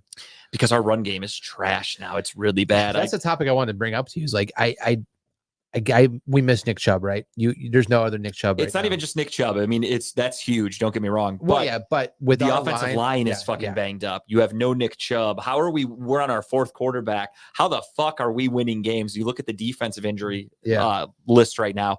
And as Kyle mentioned, today they announced Grant Delpit, IR. Yep. Yesterday, Jedrick Wills, who his window to come back for the rest of the season was opening. They go, no, he had surgery, out for the year. DeJuan Jones, our right tackle, who's filling in for the starting right tackle, Jack Conklin, who's out for the year, is now out for the Defensive tackle today went out too. And then Maurice Hurst on the IR. They also announced that don't be surprised if Obo Okoronkwo gets put on the IR. Now, some of these players will be eligible for playoffs. If Yeah, we I mean, it's if we going to take a make it month, to the 4 playoffs. weeks. So they will be eligible to come back, which is a good thing. I'm hoping come Sunday we have Mr. Fragile, Denzel Ward back out there, because if we can get Yeah. Ward out there with Emerson, who's fucking playing his mind out right now. We desperately need Denzel Ward this Sunday because DJ Moore can take a game over. And yeah, Steve, there, Yeah. Obo 12 Okoronkwo. players. my God. Okoronkwo, yeah, dude, it's ridiculous how many people we have hurt, and we're still winning games. And again, that goes, if Jamie wants to chime in about anything, it should be about how great of a coach Kevin Stefanski is, because Kevin Stefanski has us 8-5. I saw a little meme today on the way here. It's like Kevin Looking at Stefanski's Jason's 12 stuff. he's 10-1 against Cats. So teams that have Cats Yeah, as a Jaguars, Bengals, Lions, Panthers, yeah. He's 12-1 against those teams, which is And- hilarious to me. For me, Jason, I think He likes to beat the pussy. He likes yes, to he beat the does. pussy. He beats it. He beats it well. Joe Flacco, unless he loses us a game because of he'd have to lose multiple. If he goes out there and throws a fucking stinker, 125 yards passing, 3 interceptions, a fumble, truly costs us a game, then yeah, there would be a discussion of maybe replacing him. But he's doing everything really well. For as old and stiff as he is as a human being, he is avoiding sacks. He's making smart decisions. He's winning games. I But mean, I he's hate- 1-1, so I'm not going to get too crazy. We're not undefeated with him or anything, but He had he's a good, playing he well had a enough good to game where- against the Rams, though. exactly. There's no reason to go back. I would say that I think this type of quarterback, I'm not saying old, but this type of quarterback fits part of Stefanski's offense better, because think about it, he was an offensive coordinator for who in Minnesota? Who was it? It wasn't Cousins. No, the quarterback. Yeah, who was it? Was the quarterback? Was it Cousins? Yeah, it was Cousins. So I thought you meant the head coach. No, but Cousins is a pocket passer, right? Yeah. He's not a scrambler. So he drew up a great offense for Cousins to run. Yep. Now you have a quarterback that's almost like a Cousins, right? I would say better at their prime, better than Cousins. Yeah, but very, very much less mobile. yes, but still, he has those quick out passes. He hits the receivers on the fly. He's got the arm behind him. He has accuracy. He's right there with it. So it's almost like Kevin's dusting off certain part of the playbook and bringing out certain plays that fit him perfectly. And he's also a good enough coach to where I heard a story today that from Peyton Manning actually said it, that Kevin Stefanski sat down with Joe Flacco. They went over the playbook and he said, tell me what you like, what you don't like. And Joe Flacco said, okay, I don't like this play. I don't like that play. I like this one. And they made a playbook around what Flacco's comfortable with. Which is perfect. That's what you do as a head coach. And Kevin Stefanski's done that before. Because again, I've had arguments with people a million times. Like I was arguing with a guy yesterday who's telling me that Kevin Stefanski's a bad play caller, this and that. And I said, watch the plays that you don't like. The guys are open. Whatever the play is, there are open people. It just needs to be executed. How many plays were people wide open and Baker Mayfield missed them? That's not a head coaching issue. That's the quarterback issue. It's execution. That's how you win in the NFL. And people are like, he's not fooling the defense enough. I said, dude, it's the fucking NFL. You do realize the defenses we're playing are NFL players. There are NFL coaches on the other sideline. You don't fool people that often in the NFL. You have to just make long, sustainable drives. That's what Kevin Stefanski does. That's why we're 8-5. But that defense looked pretty full in that scripted first drive down the field where Njoku could have fucking built a sandcastle out there. And it looked pretty fucking fooled when David Bell caught a wide open 4th down pass and ran it for a touchdown. The defender slipped a little bit there, but I get it. It was a catch either way. It was still a first down. They still had no idea that play was coming. Absolutely. So it's again, it comes to coaching. The offensive line is super fucking banged up. Bill Callahan is a great coach, so the offensive line is okay. He does what he's been reading defense his entire career. He knows what a blitz is. He knows what's coming. He knows how to check out of it or call a certain coverage packet or a protection plan. Protection. Like what are we slide saying? Over. I don't know when he calls protection on himself, right? When I've been he off 2 weeks. when he Calm uses down. condoms. Kind of shaking the rust off. But Deshaun Watson it right now. I'm shaking the rest off. But no, he knows what he's doing. But the fact that he already has an Audible book already, certain Audibles built in, He's a veteran. he's good to go. Yeah, he's good to go. that's how it's supposed to be when you're a guy who's been in the league for 15 plus Yes. years. Yeah. So no, I'm loving it. I'm loving Joe Flacco. The storyline though, if he takes us to the Super Bowl, that's just. Well, I was talking to your buddy, Dave Cleary. Shout out to Dave.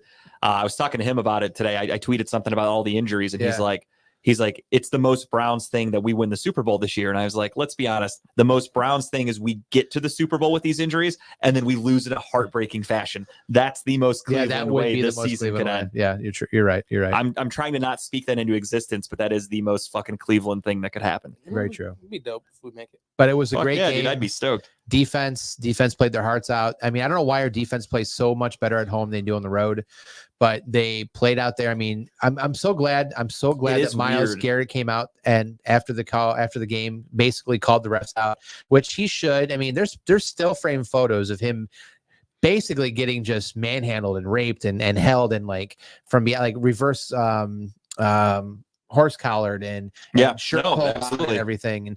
And maybe that could go in his favor this week. Maybe this week now the refs are going to call that a little tighter potentially.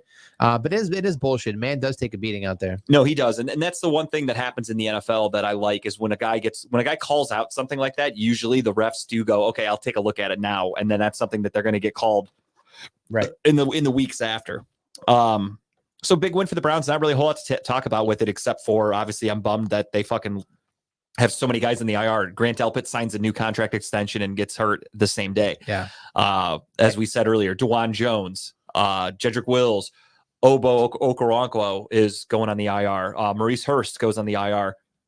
We got to start filling those voids. So, I mean, I heard a rumor that said they're interested in Ndamukong Suh to replace on the defensive line. I would be okay with that as a backup. I'm not expecting him to come in and start, but definitely the amount of injuries we have is why Kevin Stefanski should be one of the leading candidates for coach of the year, because no other team can do this. And I was listening to a radio show the other day, a sports show, and they were talking about Kevin Stefanski's resume and why he should be a coach of the year candidate. And they went down. If you look at all the playoff teams, Tim, I know I'm jumping ahead here. Can you do the bracket picture, please, for the playoffs? We're going to look at current playoff standings. And if you take a look at it, it's kind of ironic. I'm going to tell you which of these teams has lost their core. Well, I'll start because I know some of them. We'll go first. Baltimore Ravens. Who's been their quarterback all year? Oh, Lamar Jackson, same correct. guy. Yep. Kansas City Chiefs, have they lost their quarterback? Nope. Here, we'll keep, there it is. Pittsburgh obviously lost their quarterback. They're not a real contender, so they don't matter. They never had a quarterback. Yeah, That's okay. They didn't have one to lose. Miami Dolphins, did they lose any major players, quarterbacks, anything like that? No. Indianapolis, I'm not counting them either because Anthony Richardson didn't do anything. Technically, Anthony Richardson was like 0-4 in his career, 0-3 or whatever. Gardner Minshew is the reason why they're where they're at right now. Exactly, and the defense too. Yeah. But never lost a quarterback. Correct. Jacksonville, leading in the South. Never lost a quarterback. Trevor Lawrence got hurt for half a game and came right back. Yep. Then you flip to the other side. San Francisco, they lose their quarterback. Nope. Philadelphia, same quarterback. Yep. Detroit, same quarterback. Yep. Dallas, same quarterback. Yep. Green Bay, same quarterback. Yep. Almost 90% of the playoffs have not had the injuries that the Browns have had to suffer through. We're on our fourth quarterback. We are without our starting running back. We are on fifth and sixth string offensive tackles. We are probably going to be without Ethan Posick at center. That's another name I forgot to mention. Did he get an arm injury? Yeah, I think he dove for a fumble and got hurt, but Fucking Christ, man. I don't know. I haven't heard any updates. So we've been without him. Everybody else has been relatively healthy, knock on wood, wide receivers and tight ends healthy. Defense side, one arm. Maurice Hurst, hurt. Obo, hurt. Ward out 4 games already. Denzel Ward's missed 4 games. We're losing Grant Delpit is going on the was out IR. for 2 or 3 Juan games. Thornhill. We lost Rodney McLeod. Yep. We've lost not Anthony Walker. I'm sorry. Jordan Phillips. Yep. We've missed so many fucking people. No, I love Andrew Berry for sure. But we have lost so many talented, important positions, and we're 8-5. Browns also best record in the NFL against teams above 500. I believe they're 6-1. Oh, no shit. Just saying. No shit. But again, Kevin Stefanski doesn't know how to coach, right, guys? You fucking dumb shits. I'm sorry. It's just funny. Browns fans are just so stupid. I literally, the guy told me yesterday, like, Kevin Stefanski's, his play calling sucks. He needs to do this, needs to do that. I'm like, we're fucking 8-5 with all backups. That's 1,000% coaching. I don't think Kevin's going to get the coach of the year. No, but he should be I up think there. Campbell's probably going to get it. Or I don't know. We have a better record than them, I think. Or at this point. what's the dude out of Houston who's brought them into playoff contention? They're sliding also. I know, Nico Ryans. But that's pretty amazing for a team that you maybe only had 1 or 2 wins on for the year. Yeah. to be competing like they are, right? To an extent, but they did draft their franchise Yeah. quarterback. And when he left the game, I mean, they were sucking before he got hurt against the Jets. But when he left the game, all the wheels fell Draymond off. Green suspended indefinitely after the Tuesday. Good. He should be fucking kicked out of the league. We're going to talk about that. Real quick on NFL talk, before we get into the recaps or whatever, but what are your thoughts on, did you just see Aaron Rodgers has returned to football date? No. Yeah, the game after Christmas or whatever. Oh, yeah. That's when he's looking to play. I hope so. How the fuck is that possible? It was fake. Yes, it has to be fake. It was not an actual Achilles tear because there's no way he'd be back to playing. What's up, Adam? Welcome to the show. Hey, Adam, there he is, star of the show. What's up, dude? Adam, I recommend going back and checking out the show from the beginning. Restart the show and just watch the first 45 minutes. Let us know your thoughts. But why come back? Like the Jets have no fucking chance at anything. It's because he's just dead for the spotlight. He's selfish. He Yes. wants the story about him. Yep. He wants to be like, oh my God, this guy came back from a torn Achilles and he's playing football now. Oh my God, look at he's a miracle worker. He's the whatever ayahuasca drug induced coma thing he went into. Magically, Mr. Miyagi healed his Achilles. So Adam, you're not going to be pissed. Trust me. oh no, you're going to I think you're going to enjoy yourself. Yeah, no, I mean, I And hope isn't that game against us? Yeah, it would be against us. It's a Thursday night game. Please. I mean, if he wants to come back, more power to him. Their offensive line fucking blows. They have nothing to play for. Our defensive line, assuming, I mean, we're going to have a couple guys on the IR, but as long as we have Myles Garrett, good luck. Yeah. Best of luck, New York. All right. I just want to get that out there because I read that story. I'm like, get the fuck. Yeah, I'm at the point where I'm really fucking sick of Aaron Rodgers. I loved him when he was with the Packers, and it has nothing to do with him joining the Jets because my friends are Jets fans. It's just because I'm now seeing how fucking annoying he is. He just won't stay away. It's like, dude, I'm fucking sick of it. Like, you got hurt. Okay. We get it. And stay away. Like you're like Deshaun Watson's hurt. He went to the game against the Rams, sat in the suite like he was instructed to do, and people still tried to bring him up. He's not out there doing anything. He's not doing interviews. They come out and basically say the Browns told him to go sit up there. Yeah, it's so ridiculous. He didn't risk getting hit on the sideline. Yeah. And then you have Kenny Pickett was sitting next week in the stands. No one said shit. No one said a fucking word, exactly. but because it's Deshaun Watson, who was sitting next to Nick Chubb, they told all those guys to go up there. I wish at Robert, but I think we probably get our ass ran over though. Yeah, you guys are a little undersized. You got to be like 6'8" minimum, basically, in the NFL. Yeah, I don't understand it. It's pure hatred on Deshaun, and I get it. It is what it is. It's what people do. But Aaron Rodgers doesn't know how to stay out of the light. Like I take that back.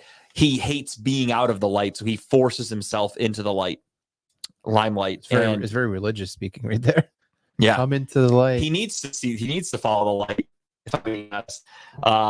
But no, I mean, all teams have injuries. It happens. You move on. You onward and upward, next man up, etc. And Aaron Rodgers still trying to make the Jets relevant, even though their fucking season's over. It's just I don't understand it. Like, why come back? But again, I hope he does, and I hope he re-aggravates that injury, and it costs him all next season too. I'll laugh at my buddies. I'll send them a text right away, laughing in their faces. It doesn't bother me one bit. So we talked about that. Let's do a quick recap of Week 14. We had Thursday night football. Last week was a dud. You had the Steelers and the Patriots, which everybody kind of thought was going to end in like maybe a 3-0 score because both of those teams suck. Patriots moved the ball though. Patriots scored 21 before the half, which was fucking crazy. They never scored again, but that was enough because the Steelers suck ass. 21-18. The Patriots beat the Pittsburgh Steelers. That story about Belichick not coming back next year? I've seen that a couple different people out there. I saw it, but I also look and I think, what's one team that keeps a fucking secret better than anybody? How did that leak?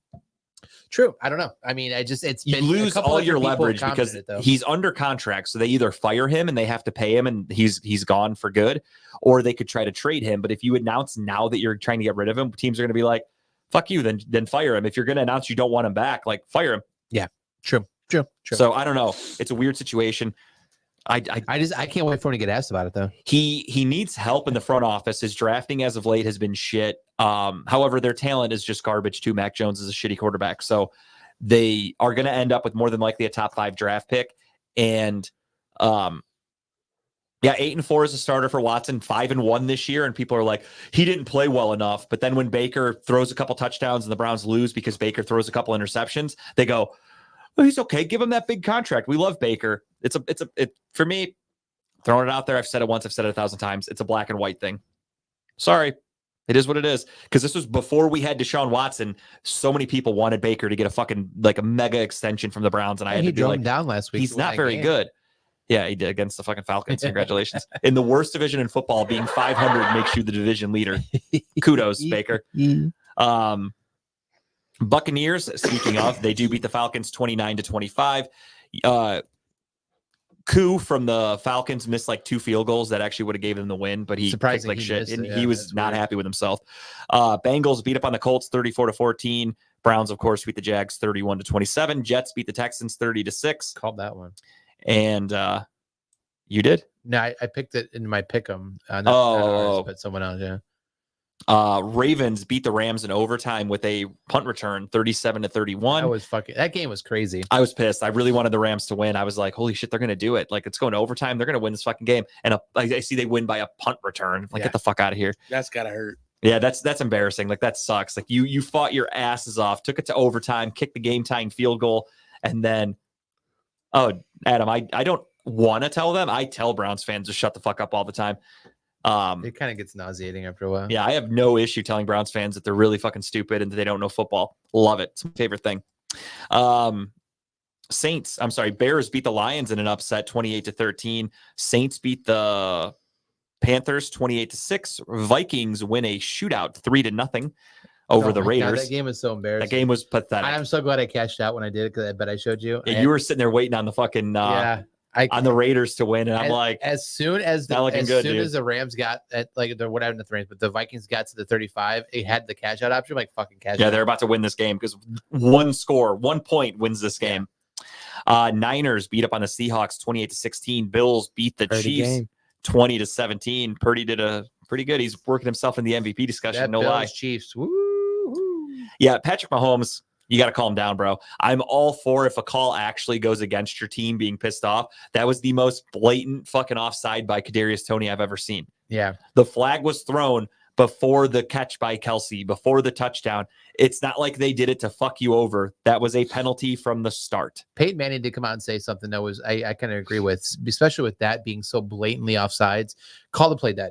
Like, they shouldn't even. Even let it happen? That throw the the flag and just blow the play dead, so you don't see what happens. It's a quote unquote illegal formation. Correct. Blow the play dead because now that play happened. Now it just blew the entire thing up. And that's when they were like, "You literally took away a touchdown." Like they're pissed. That's off to Kelsey. That was fucking quick thinking. Smart. That was fucking amazing. Cleveland. He's got that Cleveland brain. But it didn't count. Broncos beat up on the Chargers 24-7. Justin Herbert is out for the season. Cowboys 33-13 beat up on the Eagles, as I predicted. Stevie Wonder saw Tony was offside. Yeah, dude. The memes about Tony this week are hilarious. Like they had I think I sent it to you where from Goodfellas where he walks into the room. It's like Tony walking in the locker room today, and it's Joe Pesci getting fucking whacked. Giants upset the Packers 24-22. And the Titans upset the Dolphins 28-27 with one of the craziest Monday Night Football games I had seen in a long time. Both were good that night. Both were upsets. Both were great. Both were last second wins. And I needed it to win some fun. money. Yeah, that helped too. Yeah, Tommy Cutlets, aka Danny DeVito, his fucking agent standing on the sideline looking like a fucking 1920s. Dude, he's playing the role to a T. Like he's got like mason jars full of illegal booze in his car in the back. He's 3-0, right? As a starter? Is he? I thought I think he's 3-0 as a starter. I have no idea. I don't really pay attention. I love this. Everyone. Because I think they're on like a 3-game win streak. Everyone's like he's this. And Italian as fuck. So that was the week that was in the NFL. More injuries for everybody, of course, as we mentioned. Justin Herbert out for the season. Everybody fell in love with Joshua Dobbs during the trade deadline. The Browns fans wanted Andrew Berry fired because we didn't trade for him. Mob hitting Jones and Taylor. And I mean, it's very possible. I wouldn't doubt it at this point. 3-1 is his record. DeVito, okay, that makes sense. That sounds about right. But everybody and their brother wanted Stefanski and Andrew Berry fired for not trading for Josh Dobbs at the trade deadline. I tried to tell everybody that Josh Dobbs sucks, and that's you sound like a fucking idiot. And this isn't just fans. This was Tony Grossi. This was Mary Daryl Kay. Ryder, Mary Kay Cabot, literally in the press conference after the trade deadline, calling out the GM Andrew Berry and asking him, don't you regret not trading him or not trading for him? And do you regret trading him in the offseason, blah, blah, blah, in training camp? And he's benched. He stinks. Reality set in very quickly for that whole experiment. I tried to warn everybody that was the case, but what do I know? I'm just right all the fucking time, but what do I know? You don't know shit. Exactly. I told Jamie that the other day. He was like, we agreed on something in a Facebook thing, and he's like, You guys should have taken the Chipper's post at that one. it was on Chipper's post. Oh, what? Of course it was. And he was like, wow, this is the first time we agree on something. And I said, you should just agree with me on Browns takes. Your life will be a lot fucking easier because I'm right. And here we are. See, Adam knows what's up, dude. That's why he's the star of the show, because he knows. I'll tell you guys everything. I'll break it down for you. Adam, That's what I do. I still don't listen to Justin sometimes. It's okay. It's just more fun like that. Yeah, Robert means never don't listen to Justin. It's a double negative, but I know what he means. Never not listen to Never Justin. not don't listen to Justin. And that's Whoa, what he's trying to say. Lee, calm down, Lee. Jesus. And that's just normal conversation from Robert. That's just how he talks. We already looked at the playoff picture, so we could fucking skip ahead at that. Let's talk about the Lakers. LeBron doing something Michael Jordan could never do, and that is win the in-season tournament championship. Sorry, boys. We want to talk championships. Jordan, 0. LeBron, 1. Does it Just count saying. though? I mean, Fuck yeah, it does. If he did his job, the NBA said we are making a tournament. The winner is considered a champion. LeBron said, done deal. Let's win this shit. LeBron wins the first one. I mean, what else can you do as a player? You win every chance I will you say get. LeBron stepped up heavily during that chance. He did it on purpose. And then he comes out the game after the tournament's over and fucking shits the bed. I need a fucking 20 points out of you, bro.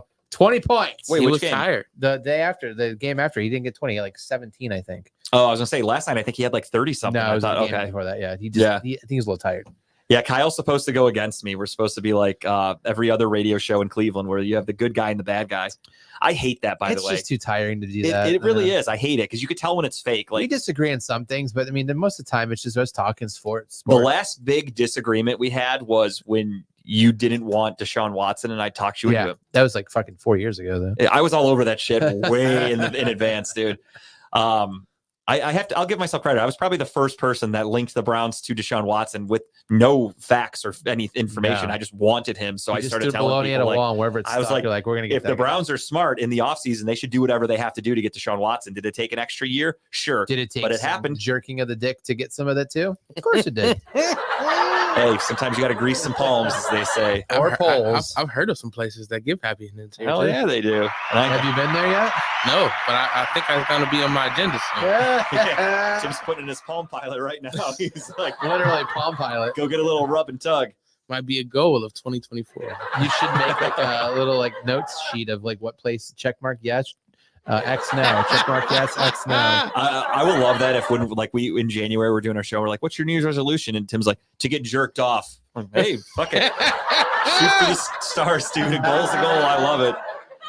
Try Youngstown area, Jason says. That's too far of a drive, man. North Homestead, I heard. No. Tim's willing to travel.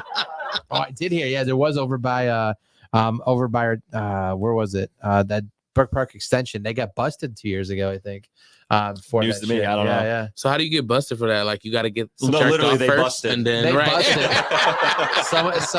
Someone busted and then got busted for the it. floors got too sticky. They got shut down. It was a No, fire I guess it hazard. was Do like you a- have to get the happy ending first to say you do that? I'm assuming somebody, think ratted, so, I'm yeah. assuming somebody ratted him So out, and then like the who cops went there undercover? and busted him. Yeah.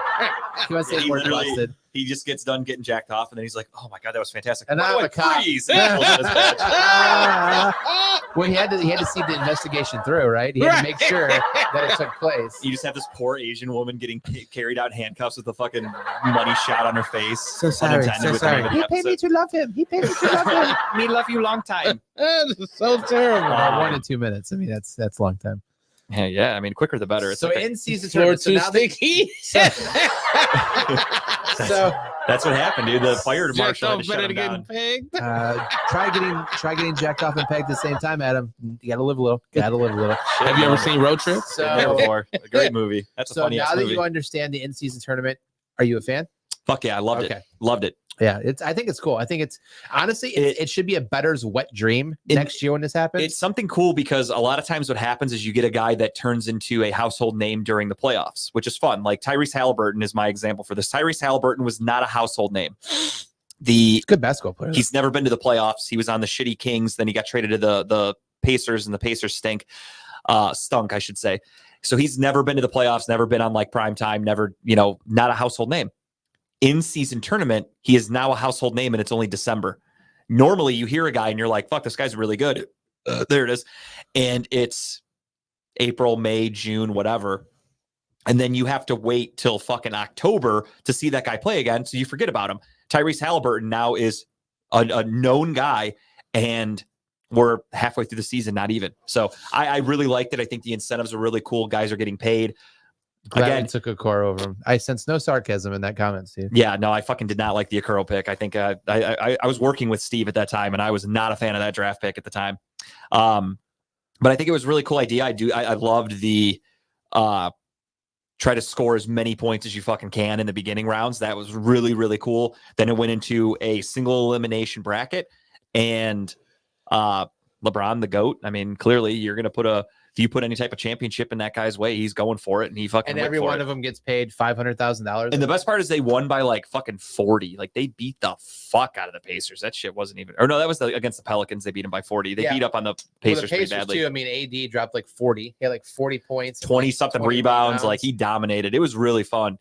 But now I liked it. I think it's really good for the game. It breaks up the monotony a little bit. And again, they got to do a little bit something about the courts, though. Maybe change it up next year. Don't make them so fucking abstract. Yeah, those courts were a little fucking wild. I did not like that. But I think I'm just getting old. The Cavs had the best one, I thought. The Cavs was very subtle. That's what I like. It looked good. When I watched the Cavs in Philly when they were playing on that fucking bright red and blue court, that was crazy. Like my eyes were like, God damn. It's like playing 2K basketball with like create a player. It really is. Yeah, it's horrible. Like you have too much. What is it? AI or whatever the fuck the points you get. Shit. Like you have too much going on. It was ridiculous. I didn't like the courts at all. The Cavs, again, very subtle. It was fine. But I do love the tournament. I think it's a really good idea for the NBA to keep going with that. Real quick on NBA stuff. What do you think about Zion being told he's too fat? It's fair. Think so? It's fair. You're the number one overall pick. You're an NBA player, and he does look a little chunky. You can't physically keep up with your peers. I mean, to be honest, bro's going through some stressful moments. He had that whole like fucking prostitute thing on Twitter for a while. He's getting called out. He was fat before that.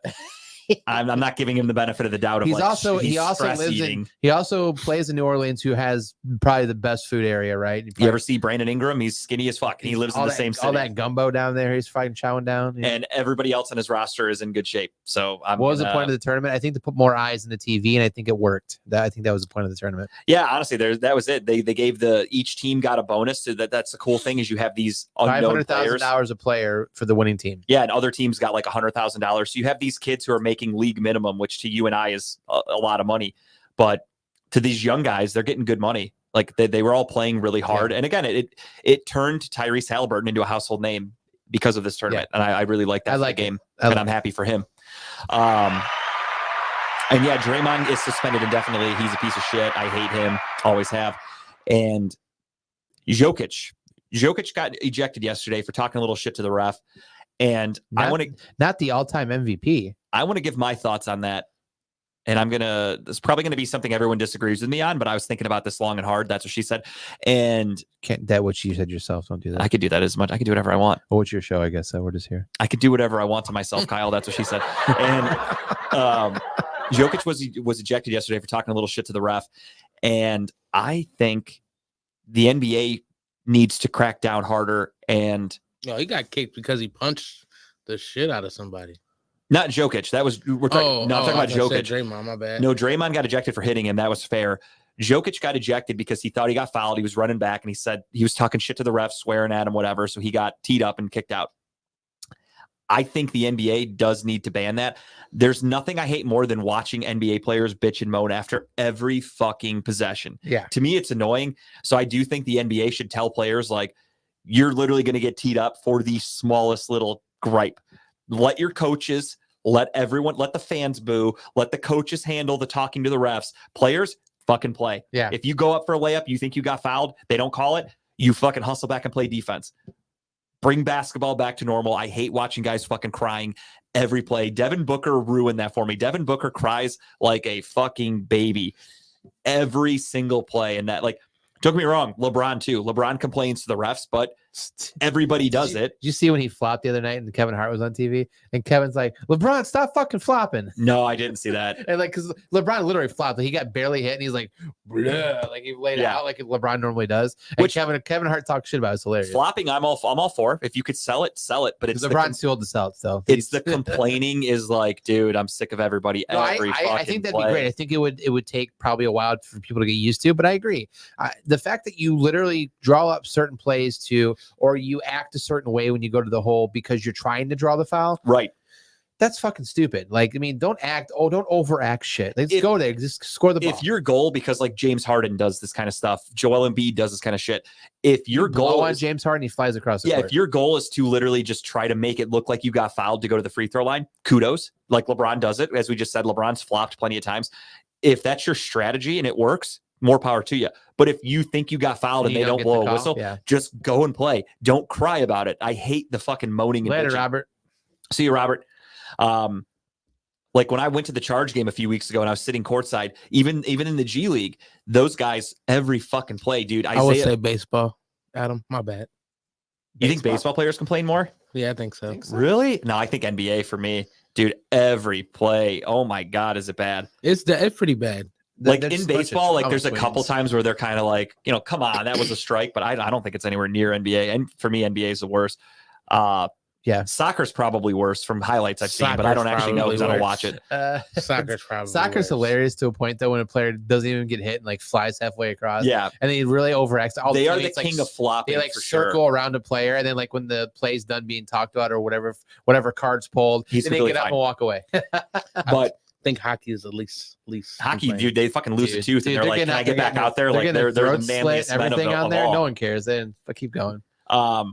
But yeah, so when I was at the Charge game, like I'm sitting there and Isaiah Mobley, Evan Mobley's brother, was playing, and every fucking play, he's literally yelling at the ref, like hitting his arm, like he's doing this in the ref's face. And it's like, dude, just fucking go back and play defense. Like you didn't get the call, the play's over, move on. Yeah.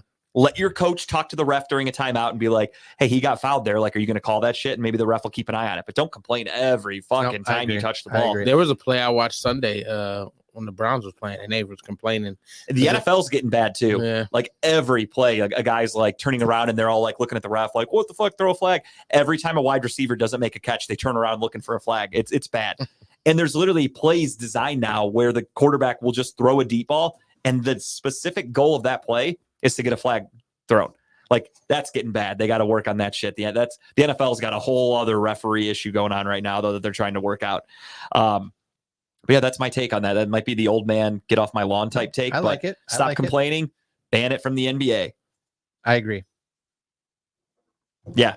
Dudes spit their teeth out and they just are like, all right, I'm good. If I can play, I can play. This is my feet. I still have 2 arms and 2 legs. I'm going out there. Those guys take pride in having no teeth. Like they're like, they love it. It's like a fucking like scar, right? Battle wounds. Like, yeah, the less teeth you have, you're like, damn, that guy must be really good at hockey because he has no fucking teeth left. Right. Or he's on meth. And that too. And the fact that the refs in hockey are like, there's times where it's like a fight's gonna happen, so they clear everyone else. Yeah, out, they're like, and they let them go. We'll give you a couple minutes. As long as neither one of them hit the ground and they're holding on to each other, they just fucking wail. You get to settle your differences. You're both gonna go in the penalty box. Could you imagine if NFL allowed that? Like, hey, all right, everyone clear out, take your helmets off, go. I would fucking love that. I would love it. NFL would be crazy. NBA would be terrible. I bet most of those guys are really bad at fighting. They're just probably throwing haymakers are coming way out. Most NBA fights are like kind of embarrassing to watch. It's like because nobody knows how to punch. Baseball fights are fun, even though they break. Baseball fights, Jose Ramirez, down goes Anderson. That was a fucking best fight I've ever seen. Baseball fights are hilarious. I mean, yeah. So bring fights in, bring fights back. NFL Blitz, come on, make it happen. It's possible. Like the Cortland Finnegan, Andre Johnson fight when the Titans and Texans played like fucking 10 years ago. One of the best fights in NFL history. Yeah, it's classic. It's fun to watch. Let them get their anger out, move on. Right. I'm all for it. Make them sit out for 10 minutes or 5 minutes, whatever you got to do. Make it a penalty in NFL, but let them fight. Then again, They get concussions enough. Maybe they shouldn't be punching each other. That's true. True. CTE's coming regardless. I don't need it to be like, well, this dude decided to murder his whole family because he took this right hook in this game and the NFL allowed it. Let it be a natural concussion that they get in a game. That's how it should be if you're going to go on a murder spree. Shohei Ohtani signs a $700 million 10-year contract with the Los Angeles Dodgers. He had a long way to move too. Yeah, he had to go from the Los Angeles Angels of Anaheim to Right the Los down the Angeles street. Dodgers. Right down the street. Basically switched locker rooms. The funny thing about his contract, though, is he has deferred the money till the end. He is going to make $2 million a year until the 10 year 10 years. 2034, and he is going to make $680 million in 10 years, $68 million payments. Pretty fucking cool. Saving the Dodgers a lot of money, and I love it because he's giving them extra money to spend on contenders or good players to keep them in contention because he wants to win championships. And they have a lot of options out there. I hope they go after. I think I messaged you that Japanese player coming out. That Oh yeah, they're going after everybody. I hope they go after him because that dude is legit. I saw they're going after Josh Hader, the pitcher. They're going after the Japanese guy you were talking about. I forgot his name. And it's really smart financially for Shohei Ohtani because a lot of people don't think about this. California is one of the highest tax states for your income. Right. He is going to then retire, move to Japan, and start making $680 million where the taxes don't fucking matter like that. And he's making himself so much more money. Genius move. I love it. Does he continue to pitch and hit? He will. He'll be pitching again next year. Not next season, but the season after he will be pitching. He's got to take the year off. He'll just be a hitter next year. Next year, he's just a hitter because he just had that If he injury. has to focus on just one thing. Right. He'd be dangerous at that. Let that arm get healthy, and he'll be pitching again in no time. And even if they say, hey, you're never pitching again because we want you to bat, then I don't think they have enough money they could fucking sign another pitcher. Yeah, exactly. They should bring Trevor Bauer back. Free Bauer. You'll always hear that from me. I love that guy. No, I love it. It's better than Bobby Bonilla, in my opinion. Bonilla gets $1 million a year. How many more years left on that contract? I think I don't remember off the top of my head. 35. But like this dude's gonna get $680 million. Like that's next level money. Smart move. A lot of people say it's bad for baseball. I love it for him, and I think that's cool that he said, sure, you want to pay me all this money? That's great. I'm gonna do you a favor though, so we can win championships. I love that. I've said it a million times. Winning is the most important thing in all of sports. That's all any player should care about. Guys that go places for money. 2035. For Bonilla. Yeah. So it ends when Ohtani's money starts when Bonilla's ends, basically. 2035. My God. But you have all these guys that just sign with teams for money. Like clearly they're going to like some shit organization because they're like, whatever, I'm literally only going to whoever offers me the most money. I hate that. I don't respect that. Go to win. And Ohtani's doing the right thing as a teammate, and he's doing whatever he can to help. Yeah, the so Dodgers now the win. I Dodgers respect have the a fuck shit out ton of it. more money to go by him. So I hope. I mean, if they're not in the World Series on every year from here on out, then I wouldn't. Yeah, doubt it. Florida has no fucking tax, so he could go to Florida. But yeah, no, I love the move as the National League. My favorite team is the Los Angeles Dodgers. Are the Los Angeles Dodgers? So I'm happy about that. I'm not mad about it at all. Yeah, that's the funny thing. Ohtani technically signed this year for $2 million for the Dodgers. We signed Austin Hedges for $4 million, so we're paying Austin Hedges, a backup catcher who's a bum, $2 million more a year He's a World technically Series champion though. than Shohei Ohtani. Shohei Ohtani will be, so it's well worth it. That's a smart investment. Love the move for the Dodgers. Great shit. All right, let's get into picks because we spent a lot of time on some garbage in the beginning, and we're going to move on from that. Taking out the garbage. We took out a little trash, and it set us back a bit. Updated scoreboard for those of you keeping score at home. All of us equally. We all missed our bonus pick, and we all went 7-8. We had bad weeks last week, so It was a lot of upsets last week though. so nothing in the standings changed. I'm still up by one game, and everybody again. We all went 7-8, so nothing changed. Let's get right into it though. We have Thursday Night Football. The one cool thing about this week is there are 3 Saturday games. I'm very excited about that. I can't wait. And yeah, Tim's doing really good, dude. Honestly, Tim's right behind us. He is fucking right there. Whose idea was let him play this year full time? Me, 100%. And I'm proud of that decision. I love Tim. Thursday Night Football, Chargers and the Raiders. Pure shit game. Keenan Allen ruled out for the Chargers. It's definitely crazy because I don't watch much. Nor should you, as we've learned. It's good. It's good that you don't. Justin Herbert's out for the year. Easton Stick is the starting quarterback for the Chargers. The Raiders have yet to even announce who their quarterback's going to be because they're in a fucking disastrous hole. With that being said, I don't even know who I want to pick here. Both teams stink. The Raiders literally couldn't even score last week. They got shut out, so they're switching quarterbacks. Easton Stick isn't very good. I'll have to go first. I'm taking the Raiders. I think the defense of the Raiders is decent enough to maybe keep the points down a little bit, especially against the backup quarterback. And hopefully anybody they put in quarterback can move the ball. But give me the Raiders. For me, this is I see Tim with the Chargers there. For me, this is my two shit teams. I don't even really know who to pick, so I go home team by default. So, giving it to him. Give me the Las Vegas Raiders as well. Saturday, we've got a fun one. We've got the Bengals, who are now on, I believe, their third quarterback. He's doing pretty well though. Who?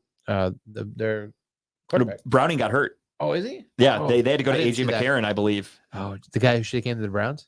Yeah, we almost had him. Damn Thanks, Hugh paperwork didn't go Thanks, through. Hugh The Jackson. fax machine broke. Vikings take on the Bengals. The Vikings are going with I honestly don't even remember his fucking name. Mullins. Nick Mullins. Yeah, they're Yeah. going with Nick Mullins. They've benched Josh He Dobbs. moved the ball down the field pretty well. Yeah, kind of. I mean, I'm just saying. I mean, In a 3 better than game, Dobbs did. And I don't mean that the difference of the game was 3 points, which it was. They literally only scored 3 points. But yeah, in a game where they were only able to muster up 3 points, yeah, he moved the ball well, I guess, if that's what we're going to He say. actually got the ball down the field. So yeah, they're going with Nick Mullins. The Bengals, I believe, are going with Karen. AJ McCarron. So pure shit, garbage. Give me the home team, I guess. I don't even know. Give me the home team. Justin Jefferson claims he is playing though. I don't know. I gotta go with the home team. Give me the Bengals. Brownie said it was just cramps. He said he should be good to go for Saturday. Oh, really? I thought he fucked that finger up pretty badly. I'm taking Cincinnati regardless. Yeah, I'm taking Cincy too. Clean sweep of the pussies. Kitties. Speaking of pussies, Steelers and the Colts, ladies and gentlemen. I think we all knew how that was. This is a tough one. The Colts let me down last week against the Bengals. I thought they were going to play a little bit better. The Steelers suck ass. I mean, they're trash. The fans don't even know who to blame anymore at this point. In Indy, Saturday, give me the Colts. New coach for the Steelers, apparently. new coach. They fired. Everyone says they want new coaches. They want Tomlin fired. They hate him now. They fired Matt Canada a few weeks ago, the offensive coordinator. And things have not gotten better since they fired Matt Canada. By the way, I hate to do this, but give me the Steelers. Yeah, I think this is a tough game. Indy by What's the minus spread? 1.5. Indy minus 1.5. The Vegas basically says to pick them, so I'm going home team. That's just what I do. It's in a dome. If Indy can establish a little bit of the ground game, if Gardner Minshew doesn't turn it over, I think they could just, all you got to do is score like 20 points. The Steelers can't score 20 points. You're good. Their offense fucking blows. Yeah, give me the Steelers though. This is where I run away with it. Hopefully, knock on wood. We'll see what happens. He doesn't believe it, guys. And then Saturday night football, Broncos Lions. Ask me in the beginning of the year, I would have said this is a shit game. But now the way the Broncos have been playing and the way the Lions are kind of iffy, that's actually a really good game. I'm kind of excited for this one. The spread is Detroit -4. However, Detroit was favored by about the same last week against the Bears, and they shit the bed and lost by 2 touchdowns. So Get shit on. they are at home. Broncos, they're hot. It's -5 now. Oh, it's moved a little bit. Yeah. Yeah, I kind of want to take the Broncos just because of how they've been playing and how bad the Lions have looked. Ooh, I'm going to let somebody else go first because I really don't even know. I like Tim. I'm sorry, Jason. I like Jason's take. Tim's going with the Lions, though. I'm gonna take the Broncos +5. Ooh, taking the points too. Yeah. Going for it. I kind of like that. I don't know. Fuck. I don't even know. The Broncos have been playing really great. They've been playing. They're one of the hotter teams in They've football. been playing amazing. Basically, statistically, it's shown that if they don't create a bunch of turnovers, they don't win. So when they create turnovers, they win. Jared Goff has been turning it over at an alarming rate. With that being said, Broncos. Got to do it. Taking the points, or are you just taking the Broncos? Just the Broncos. I'll let you. I try to not do duplicate points if somebody else takes it. So I'm all for, if you guys have a pick you want to make before anybody else, get it out there. we'll go from there. Lions are no, it's -5, Jamie. ESPN says -4, but I'll give it to you. Oh, at- ESPN right now says -5. I'm just on ESPN app looking at it. Right there. Oh, no shit. Yeah, mine says Detroit -4. Must have literally just changed. I just opened it up. No, you're good. I got you at 5. Jets, Dolphins. I'll take the Dolphins. No points though. I'll take the Dolphins here too. I don't trust the Dolphins. I mean, honestly, the Jets played pretty well last week. They had a lot of injuries, but it's in Miami. And I know it was in Miami on Monday night against the Titans, but I think Mike McDaniel has a lot to prove in the way they beat the fuck out of the Jets a few weeks ago. I think it's going to kind of look similar to that. Yeah. Texans, Titans. I'm with Kyle on this one. We spoke about this one before the game started. Asterisk next to this game. Yes. I am taking the Texans if CJ Stroud plays. If CJ Stroud does not play, Taking them. give me the Titans. Yes. So Same thing. with that being said, I am leaving that spot. Toss-up game. You doing the same thing? Yeah. I'm going to leave this row blank, and I will wait until they make an official announcement on Stroud, and we will remember. Everyone's watching. Everyone knows it's on record. Texans with Stroud, Titans without. Yep. Done deal. Across the board. All right. Then next up, we've got the Buccaneers taking on the Packers in Green Bay. Green Bay -3.5. Give me the cheeseheads. Yeah, give me the Packers at home. I think they want a little bit of revenge after losing last week. Yeah. Their playoff chances are on the line.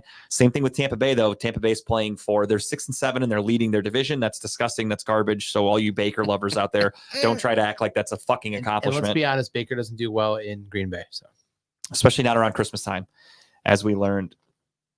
You took Green Bay? Mhm. And you're taking the Cheeseheads as well? Yeah. Gotcha. Clean sweep right there for Green Bay. Next up, Giants, Saints. Saints favored by 6. I will take the Saints at home, but I am not touching the spread. do we bet against the Italian stallion? In a heartbeat, yes. The Saints defense is pretty damn good. Yeah, give me the Saints here. Saints. Who that? When the that? Saints go marching in. Falcons, Panthers. Falcons -3 in Carolina. Give me the Falcons. I am taking Atlanta as well. Ah! That's for Dub. ATL. Not only is it just a good movie with T.I., it's also the pick right here for everybody. Taking a Giants, Jamie? Come on. All right. It's Jamie and his football takes. God bless him. Chiefs, Patriots. You have the Chiefs favored by 7.5. I feel like that's kind of high. They've been playing like complete shit lately. I Hey. will take the Chiefs, but I'm not touching that spread. Yeah, I'm taking the Chiefs, but not the spread either. They pissed me off last week. That was fucking bullshit, right? I thought they were going to. Actually, no, I took Buffalo. Sorry, never mind. I like what you they did took last week. Buffalo. I took, and I took the points. Ugh. Oh, yeah, you did. That's It was right. Fucking 1 point. Like, Yeah. They had 1.5, and they fucking lost by 3. I'm That's all it taking took. the Chiefs here. Tim as well. Next up, we have the 49ers at the Cardinals. San Francisco -12.5. dude. Purdy. They're so fucking good. I'm taking the Niners, but that spread's way too high. Yeah, That's if huge. it might have been like 8, I'd have took it. I kind of thought about it. I hadn't. I swear to God, I don't look at the spreads until day of, and that was Yeah, give me the ridiculous. 49ers here too. Commandos at the Rams. Rams 6.5. They are favored. Damn. The Rams have been playing really well lately. I am taking the Rams here, but I'm not touching. I'm not touching the spread. Taking the Rams. Also ramming it up. Ram it up there, Tim. Let's go. Cowboys, Bills, Sunday, Ooh, 425. that might be a tough game. Buffalo favored -2.5 in Buffalo. Probably going to be snowy and shitty. Mm. They are playing for their fucking lives because they cannot really afford to lose another game if they want to make it into the playoffs. So did Hamlin. Yeah, he really did. He gave his life for this game. I think I'm taking the Cowboys, and I might take the points. This is a toss-up game for me. It's definitely a toss-up game, but 2 points. You know what? That logic doesn't matter because the last time I did that, it sucked. I think I'm taking the Cowboys for sure. Okay. I hate picking the Cowboys. I really do. And I don't know if last week was a fluke game because they never play against good teams well. And it was at home. Give me the Cowboys. I'm torn. I'm not going to lie to you. I am torn. I'm going to go with the Cowboys strictly because Buffalo's defense has got a lot of injuries and Von Miller's got like domestic violence shit going against him. I just think they're going to be a little too much for Buffalo to keep up with. And Dallas's defense is really good too. So it's going to be kind of a shootout game possibly, but I feel like Dallas has a better defense and a better offense going up against both the Bills offense and Bills defense. So give me Dallas as well. Next up, Sunday Night Football, you've got the Baltimore Ravens heading into Jacksonville. Prime time game. Trevor Lawrence playing on one leg, essentially. Ravens coming in hot. I am going to take the Ravens, and I'm going to take the Ravens -3. Ooh, it's -3. That's it. I like it. Jacksonville, surprisingly, they're not good at home. They're really good on the road, although the Browns beat them, but they are a better road team than home team. And I think Baltimore is going to win that game relatively easily because Trevor Lawrence is really fucking banged up. Yeah, give me the Ravens. I also take the Ravens. I want the Ravens to lose. I but- may come back on the points on that though. I respect it. Clean sweep for the Birds all around on that one. Ah! Speaking of birds, we got a Monday night battle of the bird watching. Birds. You've got the Philadelphia Birds. Eagles Birds. in Seattle taking on the Birds. Seahawks. You got double birds. So Tim, when you give me your bird noise, you're gonna have to be real fucking This specific game here. got flexed. Yeah, Field this one. position, yeah. This was a game where the Browns and this week, the Browns and the Bears, their game didn't have a date set until like 2 weeks ago. The NFL was like, we're going to make them play on Sunday. The Jags are undefeated in London. Yeah, that's it. hilarious. Unfortunately, London Bridge has fallen down, Adam. They are playing at home this week, and give me the Ravens. Yeah, I got to take the. But for this I game- mean the Eagles. Yeah, I was just recapping that I one. got you. Yeah, I'm What's going with the the spread? Eagles for sure. What's the spread? -4 only, actually, for Philly. Give me that. I mean, You want that? Seahawks Gotcha. aren't a bad team. That's it's gonna be a good game. And Eagles last week, did they get exposed by Dallas? I mean, they got their asses handed to them. Whew. Dallas always plays them tough though. Yeah, I mean, they lost in Philly. It was a close game, and then they beat the shit out of them in Dallas, which, that's cool. But everyone knows Dallas in the playoffs sucks ass. So I'm not worried about them when the actual playoff comes. When the Yeah. playoffs come, I'm not picking Dallas. Yeah. No chance. I guess I will take the Eagles here. Yeah, I'm going Eagles. And you want Eagles -4? Yes. Gotcha. So, Caca! Love it. And that leaves us to one last game, and that is the Browns and the Bears. The Browns are, of course, a fucking makeshift team right now. A bunch of guys you've never heard of getting a lot of playing time. The safeties last week were fucking Ronnie Hickman and Ronnie Bell, I think was the other one. What's the weather supposed to be Sunday? We know. I don't know. I haven't looked that far ahead. I don't think it's supposed to be that bad, though, but I could be wrong. I'm completely talking out of my ass. I don't think it matters with these two teams though. No, both No, are. I understand. You've got the Bears where they're used to frozen tundra, cold shit, and windy city, Chicago. You've got Cleveland, which obviously the weather 51 sucks here. degrees, potential rain though. Yeah, which the biggest thing for us is we got to get pressure on Justin Fields. We got to make him stay in. I won't say stay in the pocket. You have to contain him in the pocket. If you let him scramble, he's going to eat you alive because that's what he does. Against scrambling quarterback. We are not good against mobile quarterbacks. However, last time we played the Bears, we had a fucking field day. Myles Garrett had 4 sacks himself. This was just a year ago. It That was wasn't his that first long game away. though. What's up? It was his first game though. It was Fields' first game playing. No, it wasn't. I think it was when Like his first career game? when Justin Fields that was 2 years ago. I think when we played I against. thought it was him. just last year. No. Hold on. Go ahead, keep talking. I'm almost positive it was last year. I could be mistaken though. I don't remember our schedule. Or no, who was it? Who was our quarterback?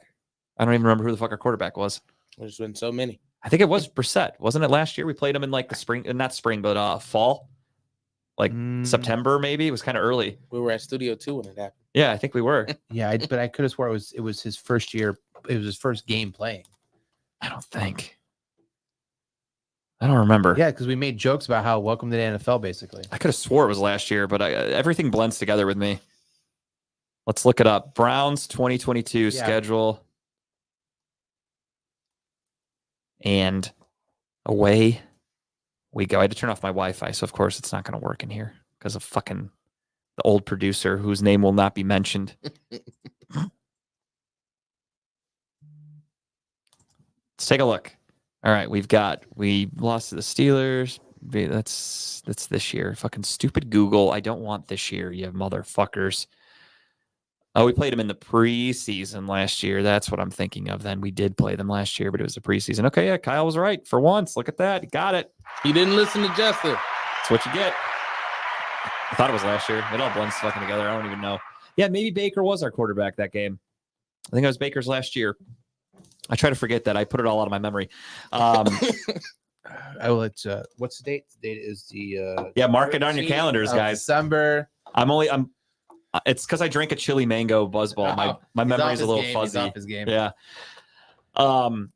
Yeah. Anyways, Linebackers for sure. We have to contain Justin Fields. We have to contain DJ Moore. We really need Denzel Ward. we need JOK to step it up. JOK is essentially going to be put in the position that he's into as a rover, where he will follow the quarterback, and that's his main goal. And we have to make sure he does a good job and give him open lanes to get to Fields. Don't give Fields open lanes, because then we're fucked. I think at home, the Browns defense is next level. Even with all these injuries, I still think we're going to be able to cause a little bit of we're going to be able to create a little bit of havoc for the Bears. And as long as we have Myles Garrett, as long as we have Emerson, we have Newsome, we've got Ward hopefully coming back. Juan Thornhill wasn't put on IR, so there's a chance he might be able to play. Our linebackers are relatively healthy. Defensive line's a little banged up, but in the offseason, we added a lot of defensive linemen specifically for this depth. Yeah. On the offensive side, sure, we have offensive line injuries, but we've got Bill Callahan. We've got Kevin Stefanski, who's not afraid to throw in an extra offensive lineman as a fullback. The Bears are not very good on defense. They've got Montez Sweat. That's really the only guy you need to worry about on their defensive line. You've got a veteran in Joe Flacco. You've got a guy in Justin Fields who's being run out of town, whether he likes it or not. Give me the Browns at home. Sadly, I think he's going to be in the Steelers next year. I mean, he hasn't done enough to really scare me. So if he goes to the Steelers, I'm like, whatever. No, I think he's going to Atlanta. Atlanta's going to do anything they can. So yeah, no, I like just to mimic what you said though. I think obviously Flacco needs to be Flacco. Just open up the playbook, let him throw the ball when he gets. Njoku's his favorite target, right?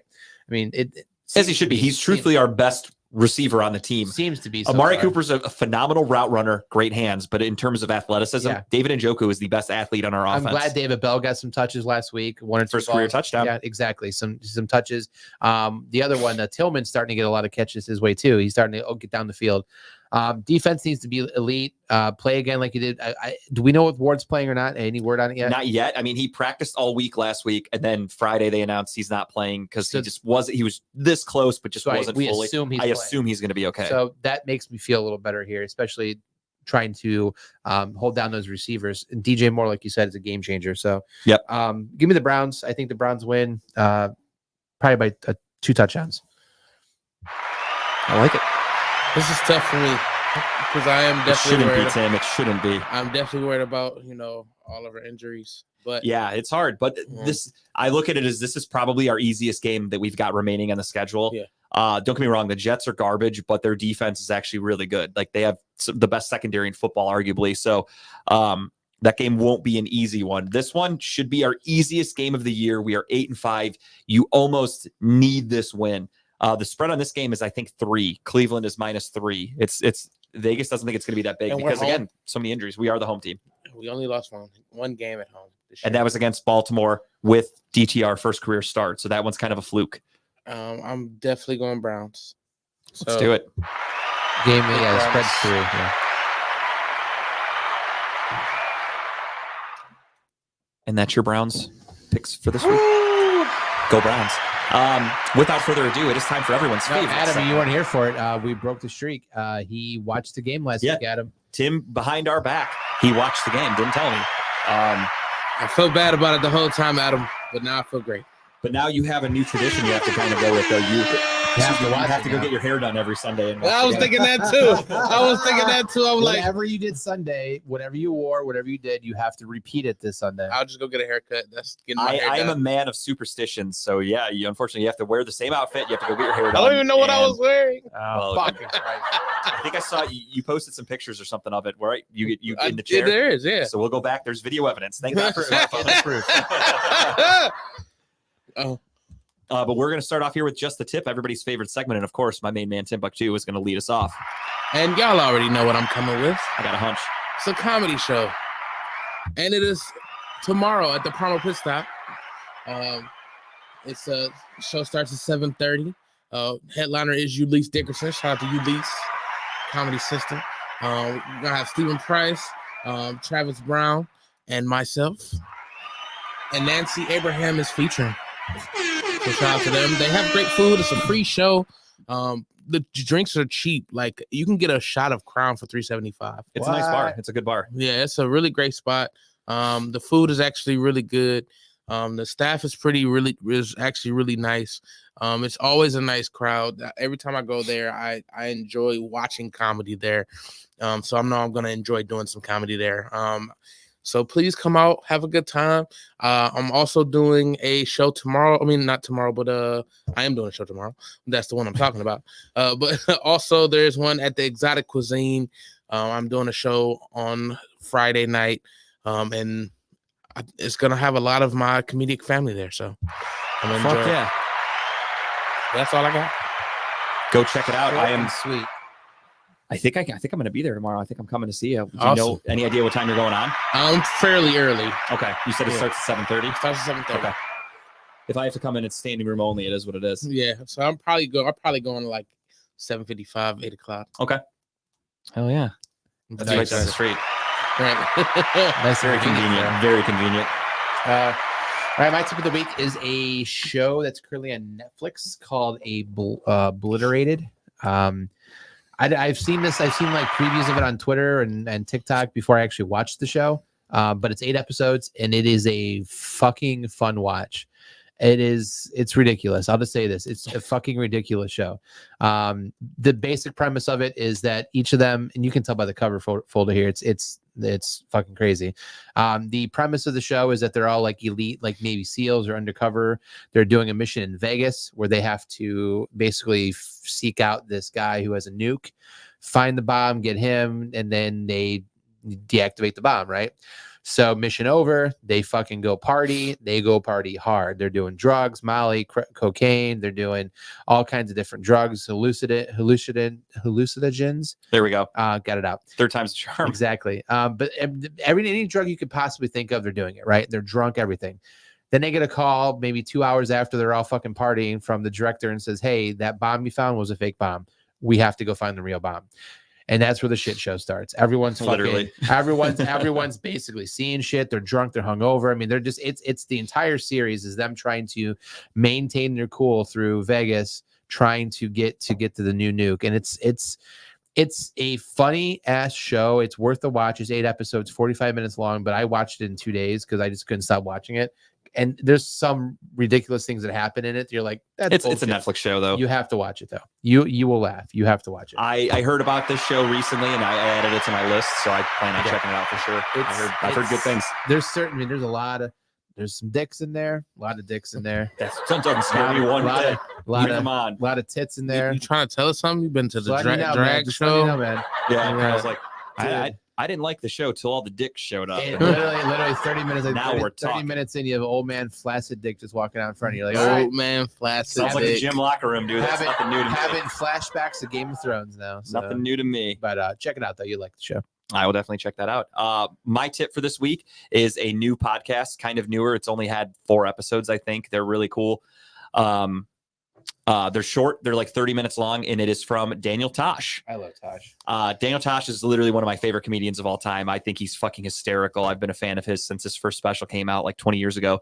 Tosh.0 was obviously hilarious. I watched every episode of that. And he now does a podcast where he interviews random people. And that's what's really funny about it is everybody else does a podcast where comedians interview other comedians, they interview celebrities, whatever. He's interviewed his French neighbor who barely speaks English, and that was funny as fuck. His life coach, his dog groomer, or like random ass people. It's funny as fuck. His comedy is so good. The dryness, he's very witty. I'm a huge Tosh fan. So check out Tosh Show. There's only like 4 episodes out right now. He interviewed, one episode was this guy who has no legs, who is a Special Olympic athlete, but he's considered one of the fastest runners in the world with his blades because he has like the fake legs. Yeah. So So Daniel Tosh interviews him, and if you know Daniel Tosh, he doesn't hold back. Like he makes jokes about it, and like the kid loves it. Like it was such a funny interview.